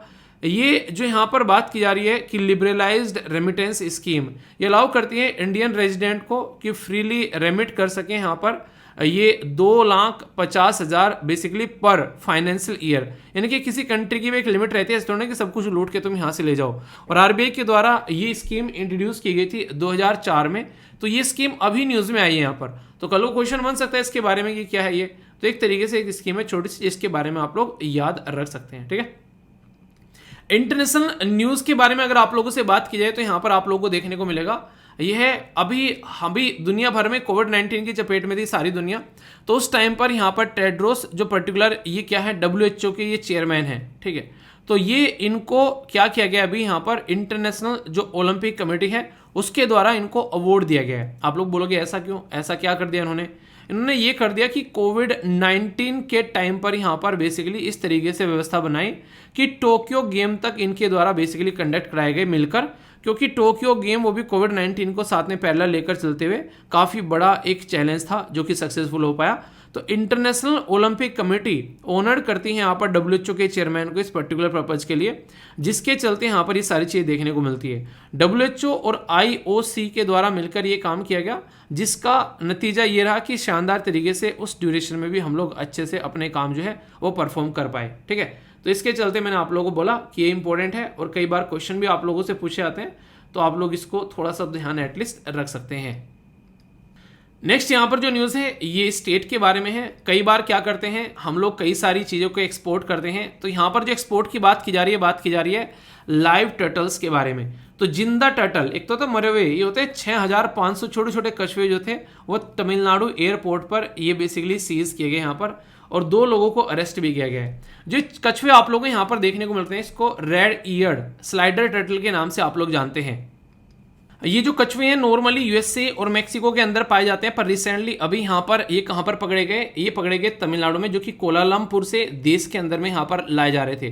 तो जो कस्टम एक्ट है उसके तहत में यहाँ पर कुछ ऐसी चीज़ें आप लोग नहीं लेकर आ सकते, ठीक है। तो इसके तहत यहाँ पर रजिस्टर किया जाता है। अब यहाँ पर इनको प्रोड्यूस किया जाएगा जुडिशियल मजिस्ट्रेट के सामने और उसके बाद में चीज़ें देखेंगे। देखिए होता क्या है, कई बार ये ऐसी प्रजातियाँ होती है दूसरे देश में से अगर हम लोग लेकर आते हैं, हमारी लोकल प्रजातियों को कई बार ये खत्म कर देती है। इन्वेस्टिव सुना है ना आप लोगों ने, यहाँ पर काफ़ी लार्ज स्केल पर ये ऐसे काम करती है, तो उसकी वजह से बहुत सारी दिक्कतें देखने को मिलती है, तो इसलिए यहाँ पर इनको रोका जाता है। ठीक है, तो इसलिए एक बैलेंस वे में ही काम करना चाहिए यहाँ पर। अभी यहाँ पर बात की जा रही है गुजरात के अंदर में कुछ ऐसे जो ग्लिम्स देखने को मिले, जो सी एक नहीं कहते बर्ड वॉचर बोलते हैं जिनको, यानी कि एक तरीके से जो पक्षी देखने वाले लोग होते हैं। जैसे कई सारे लोगों को पसंद होता है कि पक्षियों को निहारते रहें बहुत देर तक जाकर। बहुत सारे लोग बहुत सारी जगह दूर दूर इनको देखने भी जाते हैं कि हाँ यार वो पक्षी वहाँ पर दिखाई देंगे, तो उसको देखने में इंटरेस्ट रहते हैं। तो बर्ड वॉचर जो है उनके द्वारा काफ़ी सारी चीज़ें यहाँ पर अभी रिसेंटली नोटिस की गई, जिसके चलते यहाँ पर ये न्यूज़ आप लोगों के सामने निकल कर आ रही है। यानी कुछ ऐसे पक्षी जो नॉर्मली जमीन के ऊपर नहीं पाए जाते थे, जमीन के ऊपर वो तभी आएंगे जब उनको कोई प्रॉब्लम फेस करनी पड़ेगी, जैसे कि अंडे वंडे देने अपना, ठीक है ना, उस तरीके की प्रक्रिया या फिर कोई प्रॉब्लम होगी। पर लेकिन फिलहाल अभी ऐसा नहीं हो रहा है। अभी यहाँ पर एक अलग ही फिनोमिनन देखने को मिल रहा है। ऐसे भी पक्षी यहाँ पर आप लोगों को देखने को मिलेंगे जो अभी जमीन पर घूमते हुए पाए जा रहे हैं, तो ये बड़ा ही रेयर तरीका पैटर्न देखने को मिलेगा। तो इसी के बारे में बात की जा रही है। तो यहाँ पर जो प्लेजिक जो बर्ड है, यानी कि प्लेजिक जो पक्षी है यहाँ पर, ये ऐसा ही है कि समुद्र की तलहटियों में पाता हुआ आप लोगों को यहाँ पर नजर आएगा। पर लेकिन गुजरात में अभी यहाँ पर जो पक्षी प्रेमी है वो मंत्रमुग्ध हो गए यहाँ पर तट पर देखते हुए इसको, तो इसकी वजह से यहाँ पर ये न्यूज़ में आ गए हैं। तो यहाँ पर ये क्या फिनोमिनन है इसके बारे में आगे पता चलेगा। तो थाउजेंड्स माइल जो है एक तरीके से उसके ऊपर उड़ने वाले बड़े ही डिफरेंट से पक्षी बड़े ही प्यारे से देखने को मिलेंगे। पक्षी इतने हजारों तरीके होते हैं ना, जिनको देखकर इंसान जो है, कई सारे लोग उनको आइडेंटिफाई कर पाते हैं, कई सारे लोग इस पर काम भी करते हैं, ठीक है, कि कौन सा पक्षी कहाँ पर किस तरीके से है। तो उसी के बारे में ये बेसिक इन्फॉर्मेशन है। ठीक है, तो बात की जा रही है गुजरात के बारे में, और अगर आप लोग गुजरात से हो तो बताना कि ऐसा कुछ देखने को मिल रहा है या फिर ये खबरें ही चल रही हैं, उन्हें खबरें उठा दी गई हैं तो ये भी आप लोग बता सकते हैं। ठीक है, इसी के साथ में इन्वायरमेंट के बारे में अगर बात करें, यहाँ पर ये एक तरीके की मकड़ी आप लोगों को देखने को मिलेगी। यहाँ पर जंपिंग स्पाइडर, स्पाइडरमैन मूवी किस ने देखी है, तो ये उसी से प्रेरित मकड़ी है आप लोगों के सामने। यहाँ पर इसका नाम है बेसिकली जंपिंग स्पाइडर। ठीक है, तो जंपिंग स्पाइडर जो है यहाँ पर, ये अभी रिसेंटली एक नई मकड़ी पाई गई है। कहाँ पर, ये है गोरेगांव। गोरेगांव कहाँ पर है, ये आप लोगों को देखने को लगेगा मुंबई के पास में बेसिकली। ठीक है, तो यहाँ पर इसका नाम काफ़ी इंटरेस्टिंग रखा गया है। नाम क्या है इसका, नाम है इसका हासिरियस मुंबई। क्यों, क्योंकि मुंबई के अंदर में यहाँ पर ये पाई गई है। तो जब कोई ऐसी रेस पाई जाती है तो उसका नाम भी रखना पड़ता है, जैसे बच्चा पैदा होता है ना, इसका नाम रखते हैं। तो बॉम्बे नेचुरल हिस्ट्री सोसाइटी के कंजर्वेशन एजुकेशन सेंटर जो गोरेगांव है, वहाँ पर इसके बारे में चीज़ देखने को मिले। तो ये काफ़ी लार्ज स्केल पर मतलब एक तरीके से जंप करने वाली मकड़ी है। और ये रियल पिक्चर अगर इसकी देखोगे तो ये पिक्चर आप लोगों को यहाँ पर दिखाई देगी। उन्हें कहते हैं कि बिल्कुल ओरिजिनल फोटो जो कि बाकायदा इसकी खींची गई है इसके सामने कैमरा लगकर, तो ये देखने को मिलेगी। ये नॉर्मली कहाँ पर देखने को मिली, तो संजय गांधी नेशनल पार्क और इसी के साथ में जो फिल्म सिटी है उसके आसपास वाली जो अरे मिल्क कॉलोनी है, वहाँ पर बेसिकली इसको आइडेंटिफाई किया गया। ठीक है, तो इस तरीके से आप लोग समझ सकते हैं। यहाँ पर कई बार कई सारी क्वेश्चन आप लोगों से पूछ ले आते हैं, कोई पर्टिकुलर रीजन अगर न्यूज़ में होता है तो यहाँ से इसकी न्यूज़ निकल कर आती है। ठीक है, तो बड़ी ही बेसिक सी इन्फॉर्मेशन है, इंटरेस्टिंग सी, तो कंफ्यूजन नहीं होना चाहिए इसको लेकर। ओके, क्वेश्चन है आप लोगों के सामने, एक एक कर आप लोग अटेम्प्ट करिए, फिर इसके आंसर बताए जाएंगे। सबसे पहले फेम सेकंड स्कीम के बारे में। तो फेम 2 स्कीम जो है वो कौन सी मिनिस्ट्री के अंडर में आती है और इसकी फुल फॉर्म भी आप लोगों को बतानी है। Ministry of new renewable energy, ministry of power, ministry of commerce industry और मिनिस्ट्री ऑफ जो हैवी इंडस्ट्री है। पहले स्टेटमेंट हो गई। दूसरा हो गया रॉबर्ट ई लुकस। तो ये अभी रिसेंटली हमारे बीच में नहीं रहे। ये किस फील्ड से रिलेटेड थे, इकोनॉमी, फाइनेंस, केमिस्ट्री या फिर मेडिसिन, ये आप लोग को बताना है। नेक्स्ट यहाँ पर बात की जा रही है एक और इंपॉर्टेंट पर्सनैलिटी के बारे में, जिनका नाम था लिंडा याकारिनो। तो ये रिसेंटली इनका नाम जो है सीईओ इनको बनाया गया है मल्टीनेशनल कंपनी का। तो मेटा, अमेजन, ट्विटर या फिर इंटेल, सही आंसर क्या है ये आप लोगों को बताना है। नेक्स्ट यहाँ पर ऑपरेशन ये ध्वस्त की बात की जा रही है। तो किसका था ये ऑपरेशन ध्वस्त, Indian army, national investigating agency, central bureau of investigation या फिर इसरो, सही आंसर क्या है। नेक्स्ट यहाँ पर बात की जा रही है कि नंबर जो है आप लोगों को यहाँ पर देखने को मिल रहे हैं, मतलब एक तरीके यहाँ पर क्वेश्चन आप लोगों के सामने, इसको आप लोग अटेम्प्ट करिए, फिर आप लोगों को आंसर बताया जाएगा। ठीक है, इंपॉर्टेंट लोकेशन है यहाँ पर, तब तक इसके बारे में आप लोगों को बता दिया जाता है। इसका बेसिकली ये सारी वो लोकेशन आप लोगों से डिस्कस की जा रही है जो कि नॉर्मली रामसर साइट आप लोगों को देखने को मिल रही है। और ये है यहाँ पर केशोपुर मियाँ कम्युनिटी रिजर्व आप लोगों को देखने को मिलेगा। कहाँ पर है, ये पंजाब के अंदर में है। और वाइल्ड लाइफ प्रोटेक्शन एक्ट के तहत में 1972 में इसको नोटिफाइड रिजर्व के तौर पर यहाँ पर बेसिकली लाया गया। और अमेंड किया गया 2002 में। ये पर्टिकुलर जो एरिया इनकी हाइट इसकी देखने को मिलेगी वो थोड़ा सा ऊपर है, लगभग 250 से लेके 240 से लेके 250 तक आप लोगों को देखने को मिलेगा एल्टीट्यूड इसका, यानी कि हाइट, ठीक है। फ्रेश मार्सी नेचुरल वेटलैंड आप लोगों को देखने को मिलेगा, काफ़ी बड़ा एरिया ऐसा है जहाँ पर कई तरह की माइग्रेटरी बर्ड और कॉरिडोर आप लोगों को देखने को मिलता है। तो बाकी अगर इसके बारे में हल्का से याद रखें कि अच्छा इस पर्टिकुलर एरिया में चीज़ें पाई जाती हैं, और खासकर जब बात करते हैं ये सारी की सारी रामसर साइट ये मैच करने के लिए भी आप लोगों से पूछ ली जाती है, ठीक है। ये बात करें फेम स्कीम के बारे में, आप लोगों से मैंने कई बार डिस्कस किया है कि एक हाइब्रिड टाइप की स्कीम जो है यहाँ पर रिसेंटली अभी स्टार्ट की गई थी। क्या है इसकी full form? Faster adaptation and manufacturing of hybrid and electric vehicle है इसका फुल फॉर्म, आप लोग यहाँ पर याद रख सकते हैं। तो किस मिनिस्ट्री के अंडर में आती है? तो मिनिस्ट्री ऑफ जो हैवी एंड इंडस्ट्री के अंडर में देखने को मिलेगी। तो आंसर यहाँ पर इसका डी हो गया। तो ये इसके बारे में आप लोग यहाँ पर याद रख सकते हैं, ठीक है। ये इंपॉर्टेंट पर्सनैलिटी हैं आप लोगों के सामने जिनका नाम है रॉबर्ट ई लुकास। तो ये रॉबर्ट ई लुकास जो हैं ये बेसिकली कनेक्टेड है किसके साथ में? इकोनॉमी के साथ में, और इनको नोबेल प्राइज मिला हुआ है पर रिसेंटली हमारे बीच में नहीं रहे। तो ये अमेरिकन इकोनॉमिस्ट थे यहाँ पर, जो कि रिसेंटली अभी इनकी डेथ हो गई। इकोनॉमिक्स के फील्ड में इनको नोबेल प्राइज मिला था, ठीक है, 1995 में। तो ये जो जाने जाते हैं कॉन्सेप्ट डेवलप किया था थ्योरी ऑफ जो रेशनल एक्सपेक्टेशन होती है approach in the micro economics, तो उसके लिए इनके द्वारा काम किया गया था। तो इकोनॉमिक्स से रिलेटेड है यहाँ पर। ट्विटर के जो नए यहाँ पर रिसेंटली अभी सीईओ अपॉइंट किए गए हैं उनका नाम है तो इलोन मस्क जो है यहाँ पर अब तक अपने पास में लिए बैठे थे उसको, तो इनको यहाँ पर नया सीईओ बनाया गया है। तो ये काफ़ी बड़ी बात है। तो कुछ दिखा होगा इनको इसमें, वरना नॉर्मली वो इंसान जो है बड़ा ही एक अलग ही तरह का इंसान है। नेक्स्ट यहाँ पर ऑपरेशन ध्वस्त जो है ये किसका है? ये इंडिया जो नेशनल इन्वेस्टिगेटिंग एजेंसी का है यहाँ पर, जिसमें यहाँ पर इनके द्वारा काम किया गया किस तरीके से यहाँ पर चीज़ों को ध्वस्त किया जाए। तो किसके तरीके से? टेररिस्ट, गैंगस्टर, ड्रग्स जो स्मगलर रहते हैं उनका एक नेक्सस बेसिकली पंजाब और हरियाणा वाले रीजन में, उसको ध्वस्त करने की बात की गई ताकि हमारे देश में नशीले पदार्थों को आने से रोका जा सके। सीसेट का प्रैक्टिस क्वेश्चन है, इसका आंसर आप लोगों को देना है। ये आप लोग यहाँ पर देख सकते हैं, आंसर इसका ये है आप लोगों के सामने, कुछ भी कंफ्यूजन नहीं होना चाहिए। आइए कुछ नए शब्द सिखाते हैं, थोड़ा सा अंग्रेज और थोड़ा सा इंडियन बनाते हैं। इंडियन ही रहना, ठीक है ना, अंग्रेज नहीं बनना। पहला जो शब्द है यहाँ पर ये है रेकेंडाइट। ये बेसिकली शब्द सारे एनडीए, सीडीएस, एसएससी, बैंकिंग में डायरेक्ट पूछे जा सकते हैं और अंग्रेजी इंप्रूव करेंगे।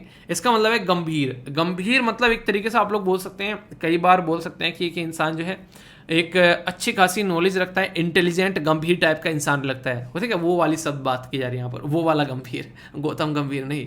नेक्स्ट यहाँ पर बात की जा रही है इंट्रिकेसी।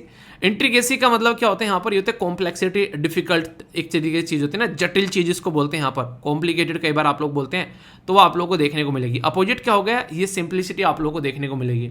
नेक्स्ट है रीगल। ये होता है मनोरंजन करना। रीगल एक टीचर थे, वो बेसिकली वो कैवली पढ़ाया करते हैं, रीगल कह रहे रेगल इंटरटेनमेंट कर, यानी कि एंजॉय कर तो इस तरीके से याद कराते थे। वो Guinness book of world record में उनका नाम दर्ज है। तो एक बार उनकी क्लास करने का मौका मिला था मुझे कि कैसे वोकैबुलरी याद करते हैं, तो इस तरीके के शब्द वो निकाला करते थे रीगल तो ये काफ़ी इंटरेस्टिंग है याद करने के लिए बेसिकली। नेक्स्ट शब्द यहाँ पर ये है कॉनेसर्स। ये आप लोगों को देखने को मिला है विशेषज्ञ, ठीक है। तो ये काफ़ी एक इंपॉर्टेंट शब्द है, कई बार यूज़ कहते हैं। एक्सपर्ट, मास्टर या फिर स्कॉलर भी आप लोग बोल सकते हैं। ब्रेविंग जो होगी यहाँ पर ये होता है एक तरीके से सामना करना। कितना बहादुर इंसान है, बिल्कुल सामने खड़ा हुआ है, कितनी भी प्रॉब्लम आ जाए वैसा छोड़ के नहीं भागेगा, ये बंदा, इस पर ट्रस्ट है, बिल्कुल वो वाली बात है। ट्रस्ट करना बहुत मुश्किल होता है कई बार लोगों के ऊपर, तो आप लोग ट्रस्ट कर सकते हैं, क्योंकि अगर ट्रस्ट नहीं करेंगे, एक ऐसे इंसान के ऊपर ट्रस्ट कर लेंगे जो ट्रस्ट करने लायक है, तो वो धोखा देकर भागेगा। तो ट्रस्ट हमेशा उस पर करें जो कि लगे कहीं ना कहीं कि हाँ मुश्किल में साथ देगा। तो ये आप लोग याद जरूर रखिएगा, ठीक है। तो ये थी सारी बेसिकली वोकैबुलरी, तो कोई डाउट नहीं होना चाहिए। कैसा लगा लेक्चर? बाकी कई सारे बच्चे यार ये पूछ रहे हैं बार बार कि सर सीसेट की क्लास जो है वो बेसिकली रेगुलर कंटिन्यू रहेंगी क्या? यार हाँ, बोल दिया आप लोगों को, रेगुलर वो कंटिन्यू रहेंगी। पूरे सिस्टमेटिक वे में सीसेट आप लोगों का कवर कराया जाएगा। बोल रखा है तो बोल रखा है, तो यहाँ पर उसको लिए टेंशन मत लेना। तो जैसे क्लासेस चल रही हैं यूपीएससी में उसी तरीके से चलेंगे ताकि सिलेबस को सिस्टमेटिक वे में कंप्लीट किया जा सके। तो टेंशन मत लेना उस चीज़ के लिए, ठीक है। अच्छे से क्लासेस एंजॉय करते रहो। और बाकी पीडीएफ बोले थे तो वो भी सारी अपडेट की गई है। और टेस्ट सीरीज जुलाई के महीने में आप लोग स्टार्ट की जाएगी, उसके लिए शेड्यूल अपडेट कर दिया जाएगा। बिल्कुल अच्छे से एंजॉय करते रहो, ठीक है। बाकी जो ईपीएफओ की तैयारी करे तो ऑल द बेस्ट यार, शानदार तरीके से अपना पेपर देकर आना। और अगर कोई सीडीएस की तैयारी कर रहा है और वो ईपीएफओ से आना चाहता है तो वो बेसिकली अपना कूपन कोड यूज़ करना, आसानी से एडमिशन हो जाएगा उसमें। फिर वरना आप पैसे पूरे पे कर देते हो तो फिर रिफंड करने पड़ते हैं। तो थोड़ा सा चेक कर ले करो यार, 1 सेकंड लगती है, बिना पढ़े लिखे एक कैसे आप इतनी जल्दी पैसे दे देते हो? घर वालों के पैसे कुछ ज़्यादा ही आ रहे हैं क्या? फिर यहाँ टीम परेशान रहती है, सर इनका रिफंड कराना था। मैंने कहा चलो लगे रहो इसी काम में, ठीक है। तो ये चीज़ें थोड़ा देख लिया करो, ठीक है। बाकी कैसा लगा आज का डिस्कशन जरूर बताना। अपनी लेक्चर को अच्छे से एंजॉय करते रहो, कोई डाउट हो तो बता दिया करो। इसी तरीके से एंजॉय करते हुए आगे बढ़ना है। तो बड़ों को नमस्ते, छोटों को प्यार, छोटी सी लाइफ एंजॉय करा। मिलता हूं नेक्स्ट वीडियो में, तब तक के लिए जय हिंद। मौज लो, रोज लो, नहीं मिले तो खोज लो।